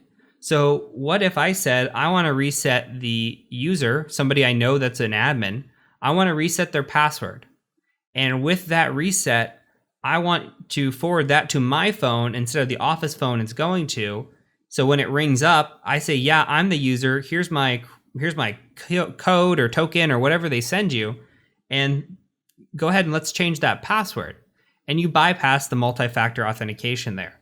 So thinking outside the box is a big one. You're going to run into situations where these initial attack vectors might not work for you, and just enumerating and seeing what's out there is the most important. You might not have a situation where responder works, or man in the middle 6 works, or SMB relay works. You might have to look at what ports are open on these machines. You might have to look around and really focus the websites first. That's my big one. If you're struggling, focus the websites and just see what's out there and try to get your leverage in, start thinking outside the box, and just enumerate. The more you enumerate, and I've been harping on this the entire course, the more you enumerate, the better attacker you're going to be. Don't just focus on the exploit, focus on as much information as you can gather, and you're going to be super successful. So that's my spiel for this. We're going to go ahead and move into post-compromise enumeration. We're going to talk about using PowerShell, a tool called PowerView, and we're going to talk about Bloodhound as well. We'll do a little bit of enumeration, and then we'll get into some post-compromise attacks, and that's where a lot of the real fun begins, and we can start leveraging some of the stuff we've done in this section and really utilizing that to move upward. So far, we've kind of just moved laterally. We're going to start moving upward now, and really take over that domain admin, learn some cool tools and techniques, and then we'll be well on our way in the course. So I'll catch you over in the next section. So we have compromised a user account. In the initial attack vectors section, we managed to capture Frank Castle's hash, right, with responder. We took that hash offline and we said, hey, look, it's password 1. And we were able to also get onto machines with SMB relay without ever having to capture a hash. We were able to dump the SAM file and collect hashes that way. And we also were able to create an account with man in the middle 6 and pretty much own the whole domain as it was. So we have a few different compromises that we can play with. And from here, we're going to take a pause. We're going to go ahead and look at what we can do once we have a compromise and how we can enumerate the network using these compromises. So we're going to look at 2 tools specifically. We're going to look at a tool called PowerView. Now, PowerView is a tool that allows us to look at the network and enumerate basically the domain controller, domain policy, domain users groups, a lot of different things. It goes very, very deep with what it's capable of doing. And again, that's a PowerShell tool. And we're also going to look at a tool called Bloodhound. Bloodhound is going to allow us to actually visualize in a graph form what is going on in the domain, in the network, and where can we find the sensitive user that might be logged in, or where can we find the shortest path to getting domain admin. It's a fantastic tool. It should be used on every internal assessment that you do. And I think these 2 tools will really set you apart when it comes interview time, being able to talk about them and know how to use them in an assessment. So from here, we're going to go ahead and move on. We're going to start talking about how to install PowerView, use PowerView, and then we'll move into Bloodhound. And then eventually we're going to move into these post-compromise attacks once we have all this information in front of us. So let's go ahead and move into the next video when we install PowerView. So the first tool up that we're going to use is PowerView. And in order to use PowerView, we're going to have to install it. So what I want you to do is go ahead and just go to Google and go ahead and search for PowerView GitHub. And you can be brought here to PowerView at master, this Power Tools one. And it's going to say it's deprecated. That's fine. You could also go to the PowerSploit directory that they have here, a repository. and you can download PowerView right here. So your best bet is either to just download all of these if you want, or you can just click on PowerView by itself and download just this file. I'm going to just download just this file. You can go into RAW and copy it or copy the path. And either way, what I want you to do is I want you to go ahead and take this file and then go bring it over to one of your Windows 10 machines. It doesn't matter which one. The situation that we are having here is that we're going to run PowerView, which is a PowerShell type script, and we're going to run it and do enumeration with it. We're going to see what it can do for us. However, we're going to run it directly from the machine. Now, in an attacker situation, say we have access to a shell, then we'll use that shell and we're going to load PowerShell and we'll upload this file, for example, and then we'll still run PowerView. The nice thing about running it on our machine here is just that it allows us to kind of auto tab complete, which we won't have, and it'll just make things a little bit smoother. So in a realistic scenario, you're not going to be on the machine on like an RDP session. You might be. Chances are you're not going to RDP into most machines, but if you can get RDP access and you know it's a machine that a user is not using, like a server or something that's just sitting there and you have RDP access to it, then feel free to log in and do it this way. But for now, this is just a best way to demonstrate. So go ahead. I have it sitting in my downloads folder. You can put it wherever you want. And then we'll go ahead and just kind of go from there. So meet me in the next video once you've got PowerView put onto your machine, and we'll go ahead and start enumerating the domain using PowerView. All right, so the first thing I want to do is I want to just load up a command prompt, and we'll go ahead and do that. I'm going to change directory to my downloads folder because that's where I have PowerView. And then the first command we're going to run is we're going to run PowerShell, and then we'll do EP. That stands for execution policy. You can also write it out like this, execution policy, but I just like doing EP because it's shorthand and it still works. So we're just going to say execution policy bypass. And this bypasses the execution policy. Now, something to note about execution policy is it's not for security purposes, right? The reason that execution policy exists is that it's just there to stop us from executing scripts that we don't want to do, like accidentally executing a script. So we're specifically saying, hey, just go ahead and shut that off. So we're going to bypass it here with PowerShell EP bypass. And this is pretty common. You're going to see this a lot if you utilize PowerShell. So the next thing we're going to do is we're going to go ahead and call our program. So we're going to do that by doing this. We're going to say dot and then dot backslash like that. And you can just start typing in PowerView.ps1, auto tab, hit enter. And now that's going to happen. Nothing's going to show or tell you, okay, it's just, hey, you've loaded it. So PowerView is an incredibly powerful tool. We can do so many things, and what we're going to do with it in this course is only going to scratch the surface. So my recommendation to you is to go and read up on it. I will put a reference down in the description below where you can find a cheat sheet, and then the rest is going to be up to you for Googling and finding out what more it can do. At the end of this course, or the AD portion of the course, I'm going to provide some additional references in terms of Active Directory security and blogs and certifications and courses that you can take. And all of those will cover PowerView in much deeper level. But these are just some of the high level things that you should know when it comes to enumerating a domain and how PowerView is powerful. So let's go ahead and look at our first command. Our first command is going to just be get net domain. And what is this going to do? This is going to get information for us about the domain. So go ahead and hit enter on that. And you can see that we have a forest and it's marvel.local. We have a domain controller here of Hydra DC marvel.local. And that's all it tells us. We have a very simple domain, but if we were in a complex domain, this would be a little bit more interesting to us just to kind of know, what's going on, where are the domain controllers? And if we want to see specifically what domain controllers are there, we can say get net domain controllers like this, or a controller, I should say, and hit enter. And then it'll tell you, hey, the domain controller is right here at 192.168.57.140. And the domain controller's name is hydra-dc.marvel.local.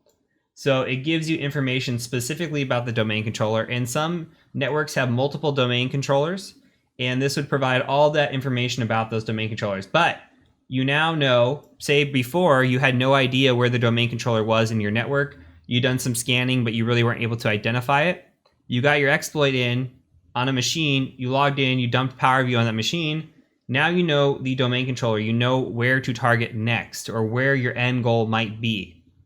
So that's just 2 quick examples. More examples. We could say, hey, let's get the domain policy. And this will show you all the different policies in the domain.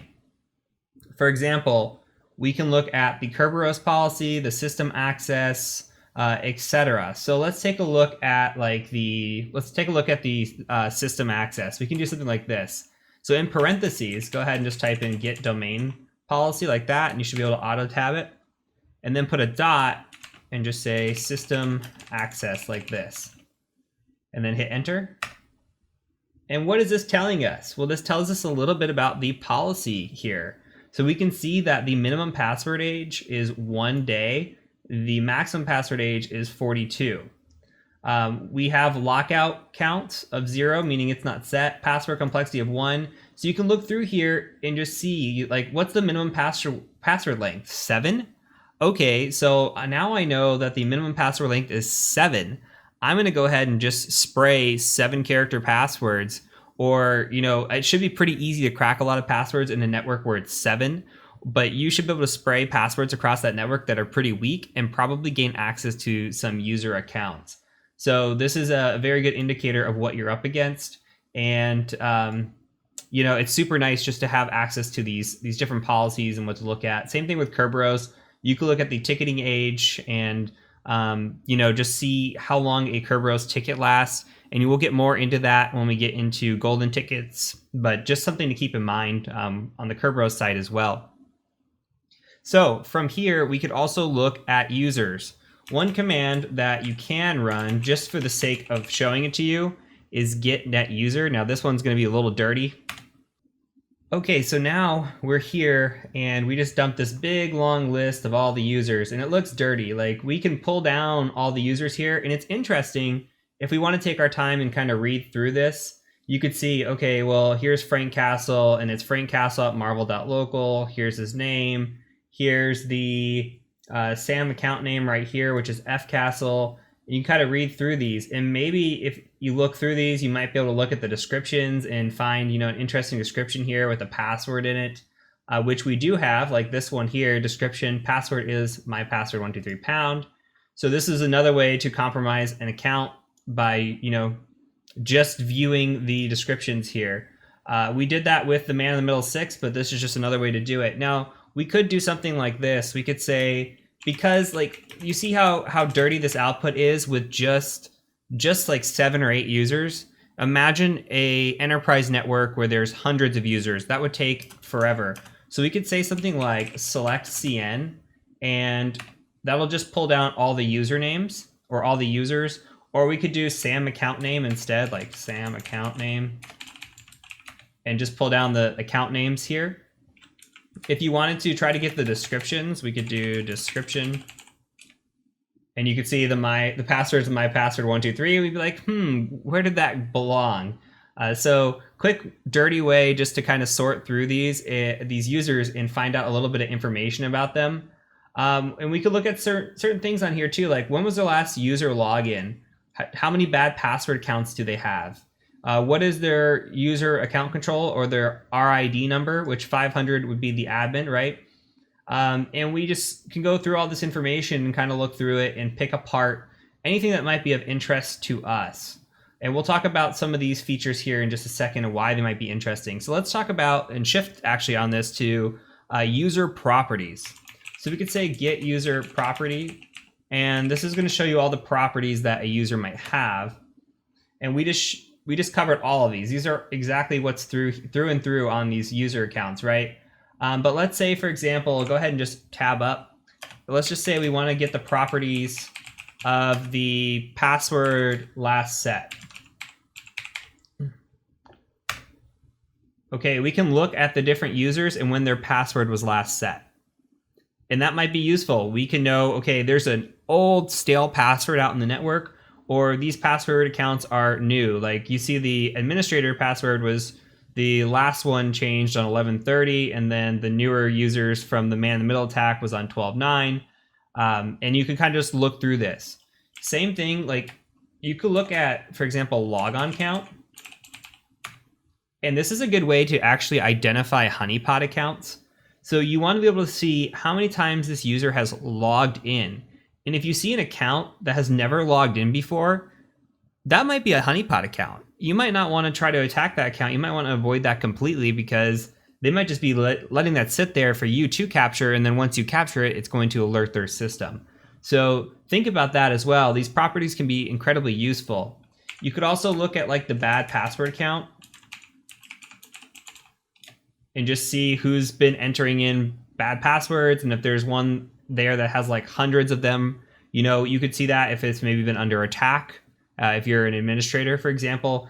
So there's all kinds of useful information. I recommend that you just kind of play through this as well and see, you know, go back and look at some of these in here and just say, okay, how can I sort through this and what might be interesting to me? Again, reading the reference guides that I put in the references are going to be super important as well. So from here, let's talk about computers. Just like getting the users, we can also get the computers in the domain. So we can just say get net computer like this. You can be able to auto tab, I screwed up, computer, and hit enter. And okay, it'll list out here all the computers in the domain. We only have 3, which is useful. If this were a bigger domain, be much more. Now, that's not a lot of information there. So if we want more information, we could say full data like this. Hit enter. And then we get probably too much information. But we can come through here and look at it like, here's Spider-Man's machine. You could see the last bad password time. You could see a logon count. You could see a lot of information here, like what's the operating system?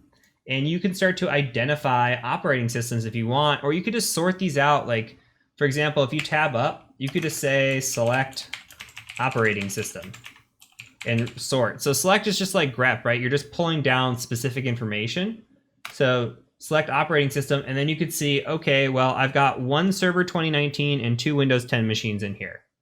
So that way you could start picking and pulling apart what are the servers in the domain and what are the Windows 10 machines or what are the user machines, and kind of start separating them out and getting that information. So from here, we can also look at groups. So for example, we could say get net group, which is going to output quite a bit. And these are all built-in groups. We haven't made anything new. But we could look through here and see if there's any interesting groups for us. Because we haven't done anything new, it's really not going to be interesting. But we can sort through this and say, what about get net group by group name? And we just say domain admins. Okay, and then we'll pull down any of the domain admins this way. Or we can actually sort too by just a wildcard. Instead of specifying all the admins here, what if we just say, or just domain admins, what if we say we want to know specifically what admins are out there? So there's administrators, Hyper-V administrators, enterprise, domain, key admins. So you can look for all the admin group names as well. And we can get the members of these groups if we want. So we can say get net group member. And then we're just going to go ahead and say group name, and we can pick one of these groups. We could just say domain admins again. So this will list out all of our domain admins. So we know that SQL Service, T-Stark, and Administrator are all domain admins in our network. So useful information to have here as well. So a couple more things I want to point out. There is a tool in here called Invoke Share Finder. This is a nice one because you can look and find all the SMB shares in the network. You can see what files are being shared and where they're being shared.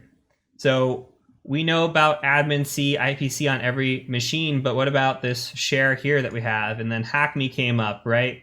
So it's good to look through these shares and see if there's anything of interest and identify potential interesting shares for us. And then 2 more I want to show you. Well, really 1 more in 2 different ways. So let's look at this. We're going to type in get net GPO. So this is going to show us all the group policies. Now I added a special one in here just to show you that we can pull down a bunch of them. But so look, it's going to look interesting. It's going to pull down that heavy data again. And sometimes it's overwhelming, but we can see like disable Windows Defender. That's one we added in there, right? And then I added in disable SMB signing, even though we didn't have to do that.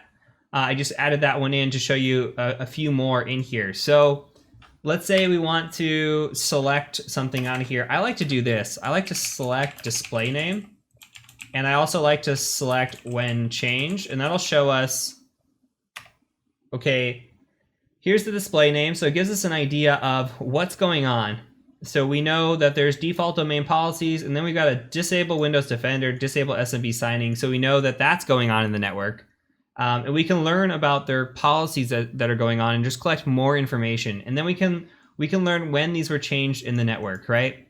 So it's important to just dig in and get as much information as possible. Now, this may have been overwhelming. This may have been a lot, and it may have went really quick. My advice is probably to go back and watch this one more time, play around with this, or just look at your notes, play around in here, and take good notes on what you did.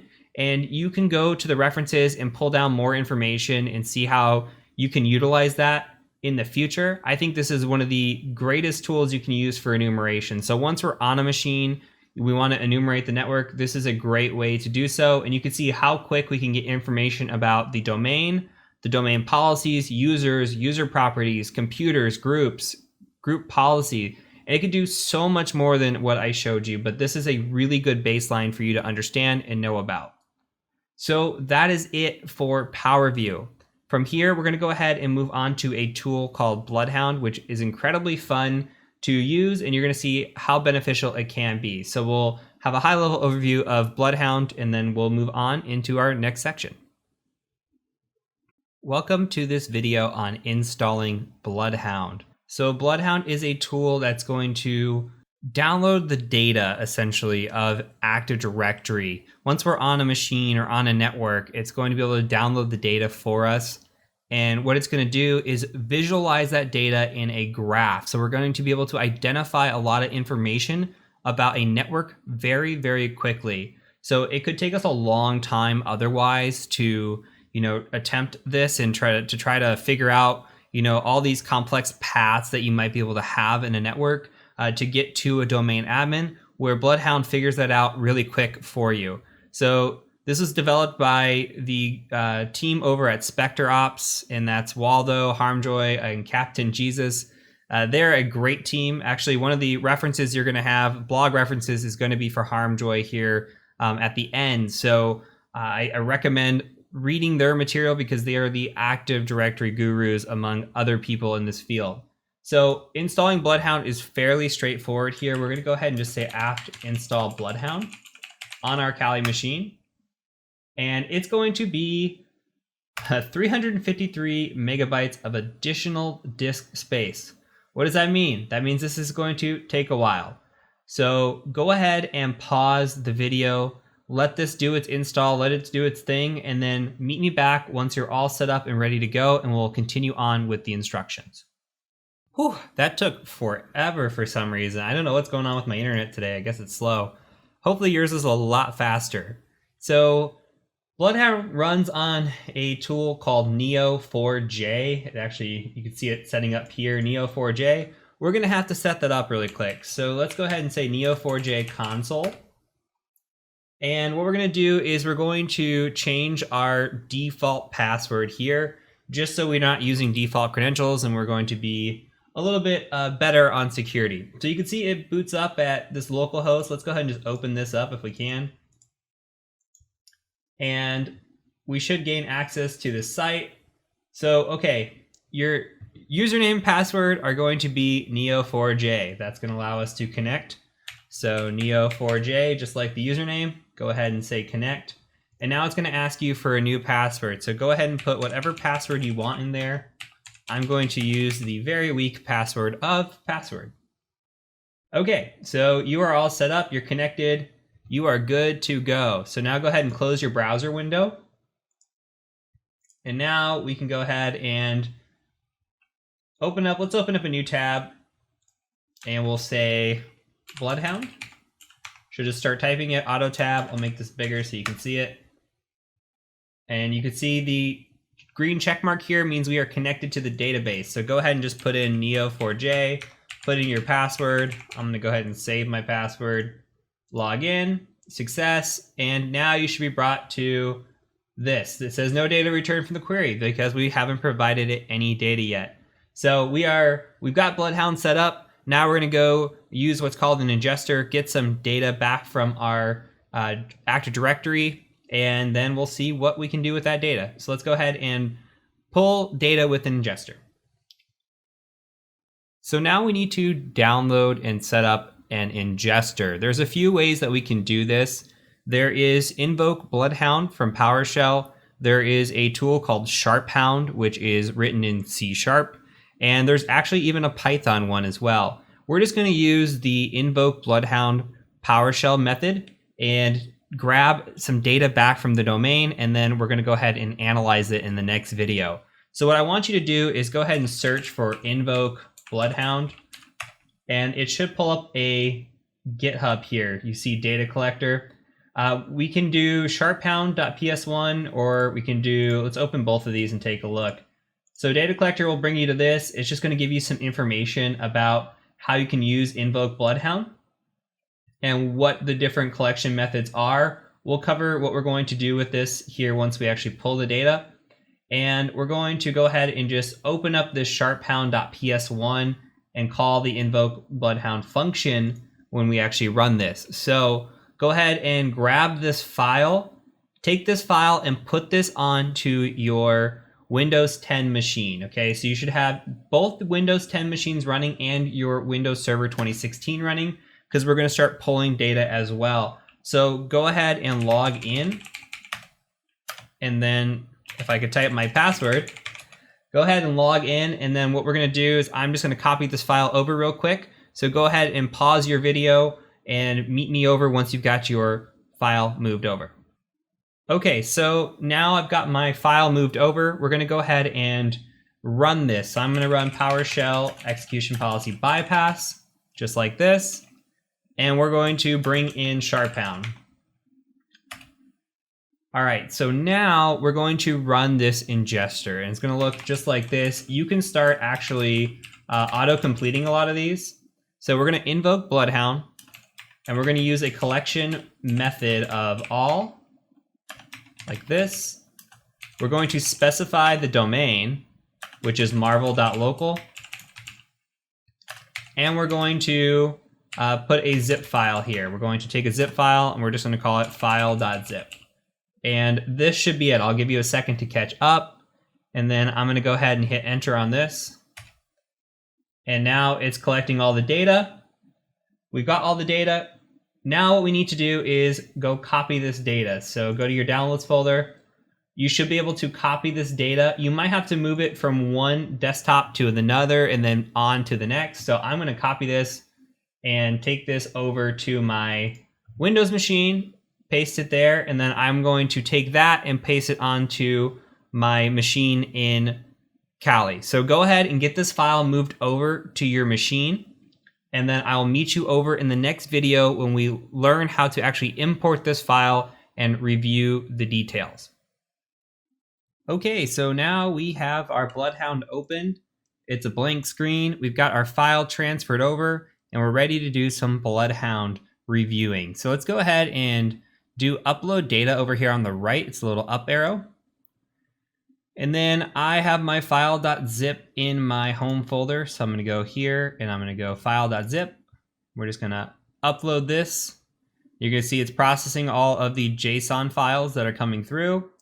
And in just a second, it will have us some nodes available. So now let's go ahead and click over here on the little hamburger. And you can see that we've got 9 users, 3 computers, 52 groups, 3 sessions, 512 access control lists, and 592 relationships. That's a lot of numbers. So what we're looking at, and yours might be a little different because it's looking at sessions. So based on who you had logged in at the time, and mine have, I've been just logging in kind of willy-nilly on either Frank Castle or administrator or wherever. So the different sessions could be different versus how you've been logging in. But the group should be relatively the same, computer should be the same, users should be pretty much the same. So we can go over to queries, and they have some pre-built queries for us. So let's find all domain admins. And we can look here and it says, hey, administrator's a domain admin, T-Stark's a domain admin, and if we drag this over just a bit, SQL Service is a domain admin. So right away, we know all the domain admins. Let's find the shortest path to the domain admin. And it says domain admins at marvel.local. Go ahead and select that. And it says, okay, well, if we look at the punisher.marvel.local, well, administrator at marvel.local has a session here. Well, I was logged in as administrator, so the session's here. What does that make you think of? Well, okay, token impersonation, which we haven't covered yet, but token impersonation is going to be a big one. We can leverage attacks against this to try to compromise the administrator accounts of Mimikatz, which you're going to see as well. So you want to target boxes where there is a domain admin logged in, and we can leverage this here. We could say, okay, well, I don't want to target Spider-Man. Spider-Man's got nothing going on, but the Punisher. Now, if I can get onto that machine, I can get that administrator account, and then I'm a domain admin. That's the shortest path for me, right? So we can look through here. Now, domain trust, there's nothing for us here. There's no domain trust for us to do. We could look through unconstrained delegation and try to find information on that. And there's just a bunch of pre-built queries here. So we haven't talked about Kerberoasting yet, but we will. Shortest path to Kerberoasting users or Kerberoastable users. So there's the KRB TGT account, which is a ticket granting ticket account, and SQL Service that we set up. Let's just look at SQL Service. So we can look through that, and it's telling us, hey, you know, the SQL Service is part of domain admins. That's not good, right? And the Punisher has access, Spider-Man has access, and we'll talk about what Kerberoasting is here in just a few videos. So high value targets, we can look at that as well. And this is insane, right? But obviously the administrator is a high level target. So if we can capture the administrators here, or the actual administrator, that lights up all the different paths here where it's red.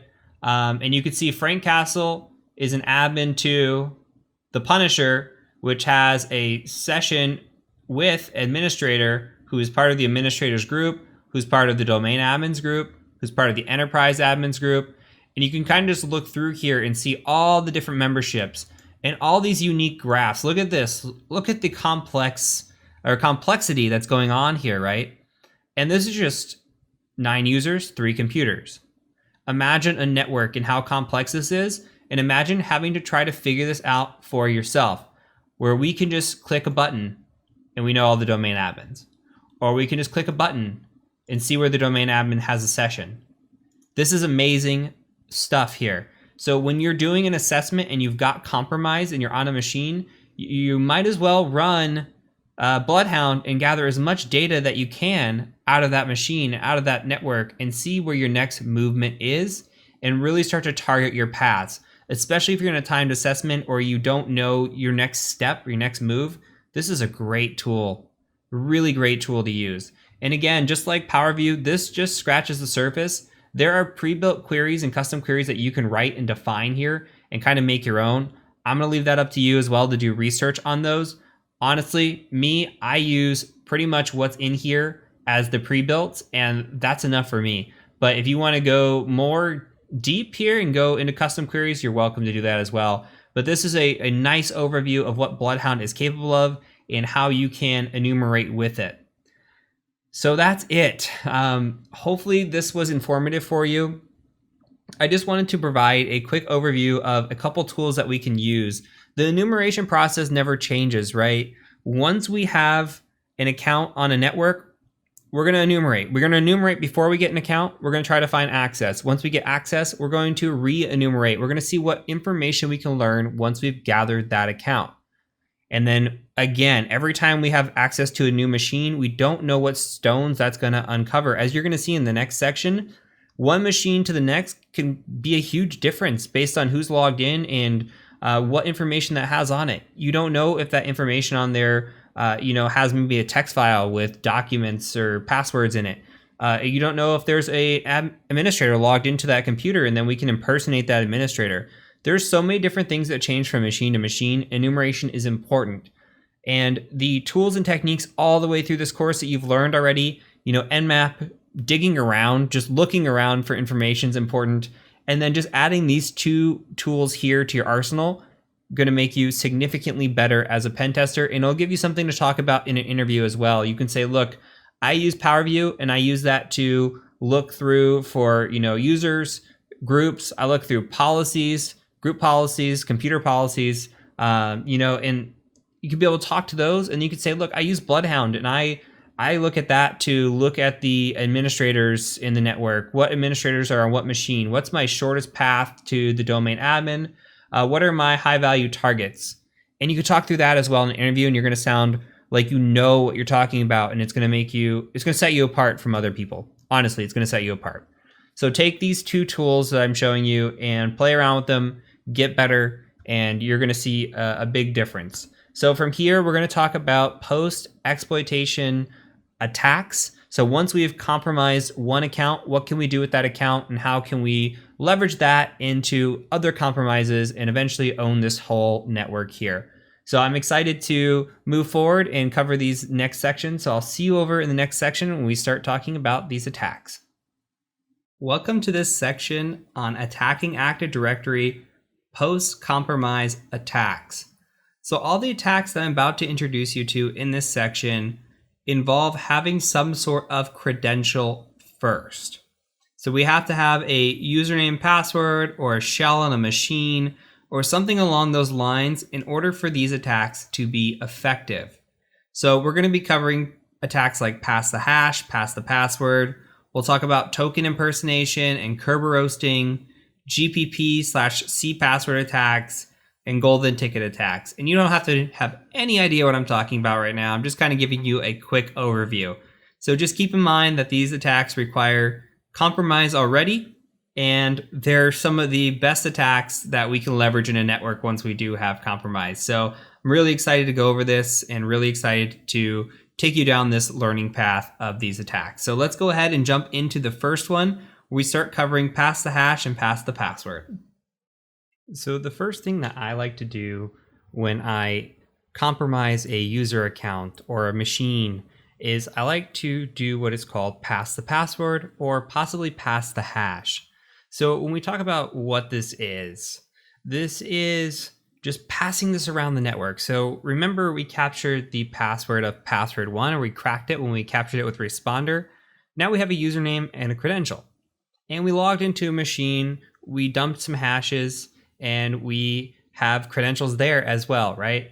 So utilizing those, we can either take those credentials offline that we dumped, or we can take those hashes and try to pass them around or pass the password around.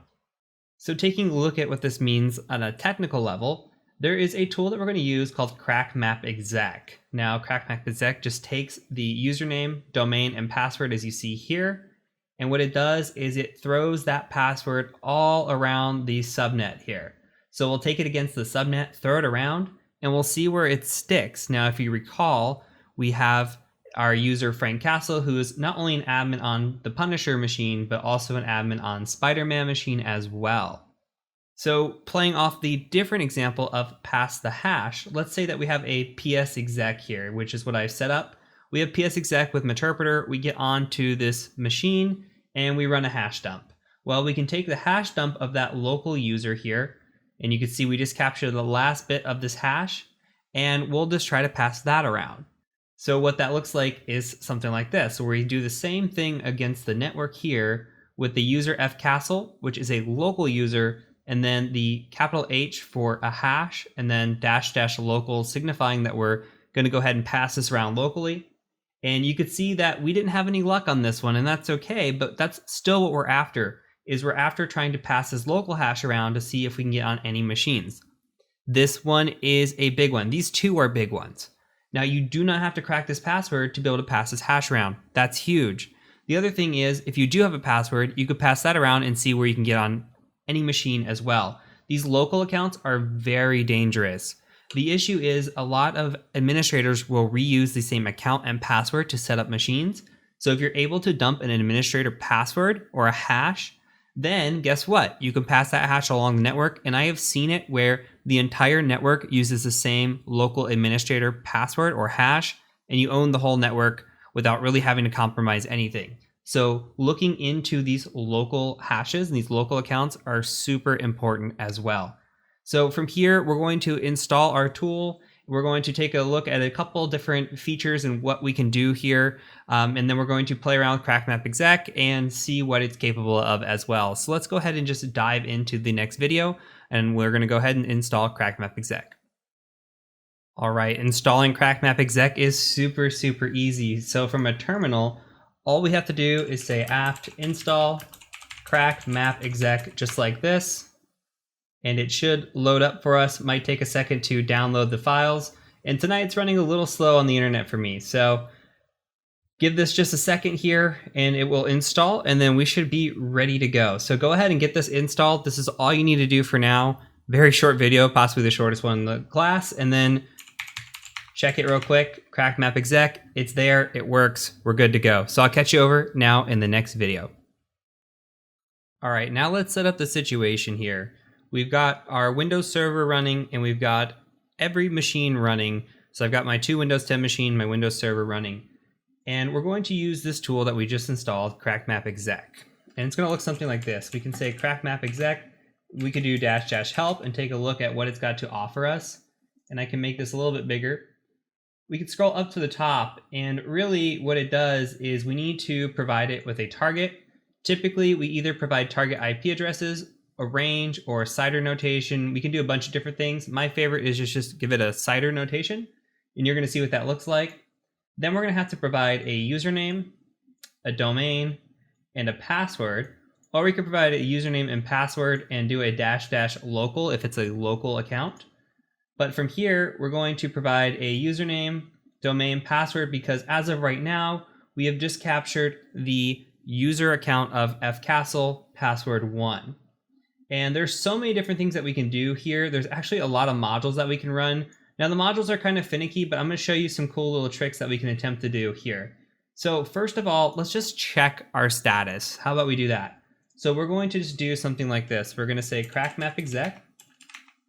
Okay, in a small pause and course update, CrackMap Exec actually changed the way the syntax is run. So we need to make a minor change. What I'm about to show you is how to do this, and I just want you to follow along with this change. So what you're going to do, instead of writing the IP address as shown in the next part of this video, all you need to do is put SMB in front of it. So whatever your IP address is, like 192.168.0.0/24, whatever that might be right here, ensure that you have SMB in front of it, and then go ahead and follow along with SMB in front with the rest of the command line, and you should be good to go the rest of the time. And we're going to say a user, actually, let's go ahead and specify the domain or where we're going to be attacking. So 192.168.57.0/24 for me. So it's going to sweep the entire network with this. We're going to say user of fcastle, domain of marvel.local, and password of password1. So go ahead and fire that off.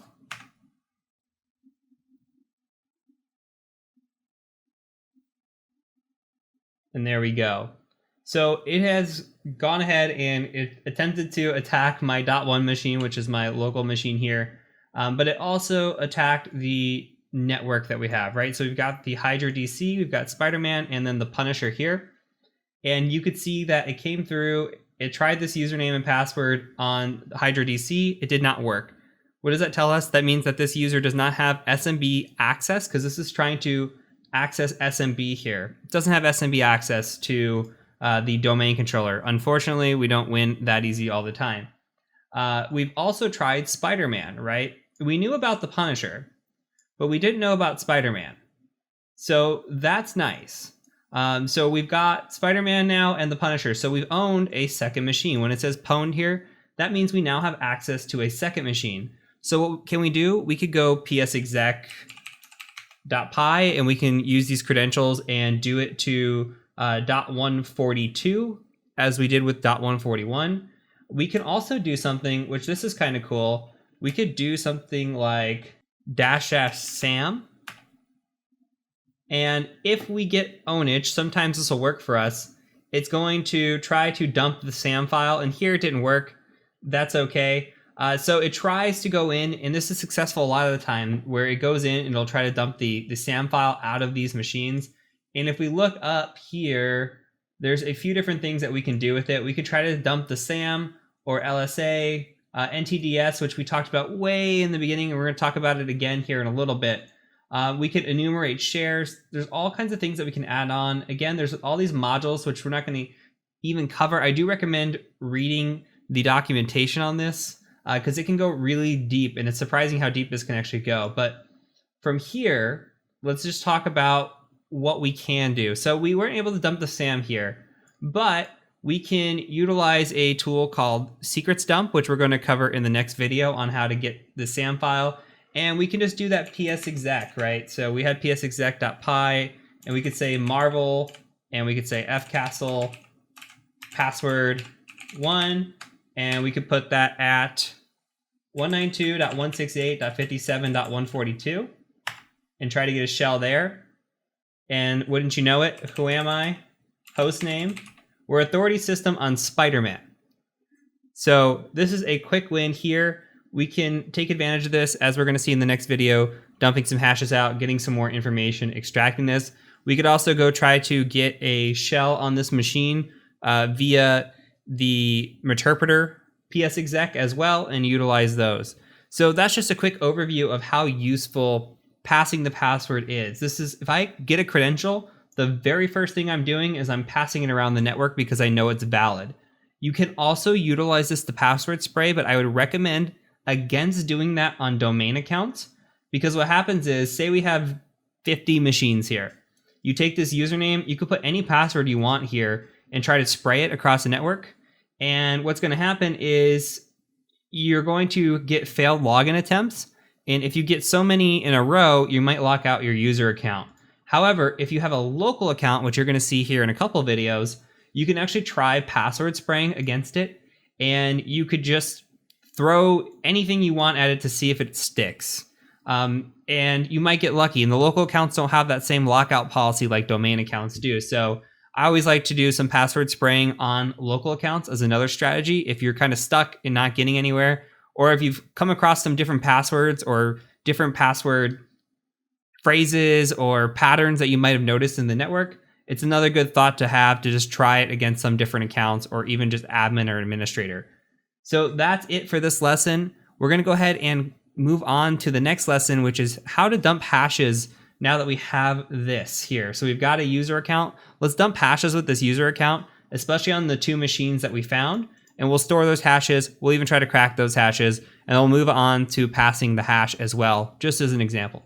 So I will catch you over in the next video. So now we've used a password to pass around the network. We discovered that 142 and 141 have the same local admin of Frank Castle.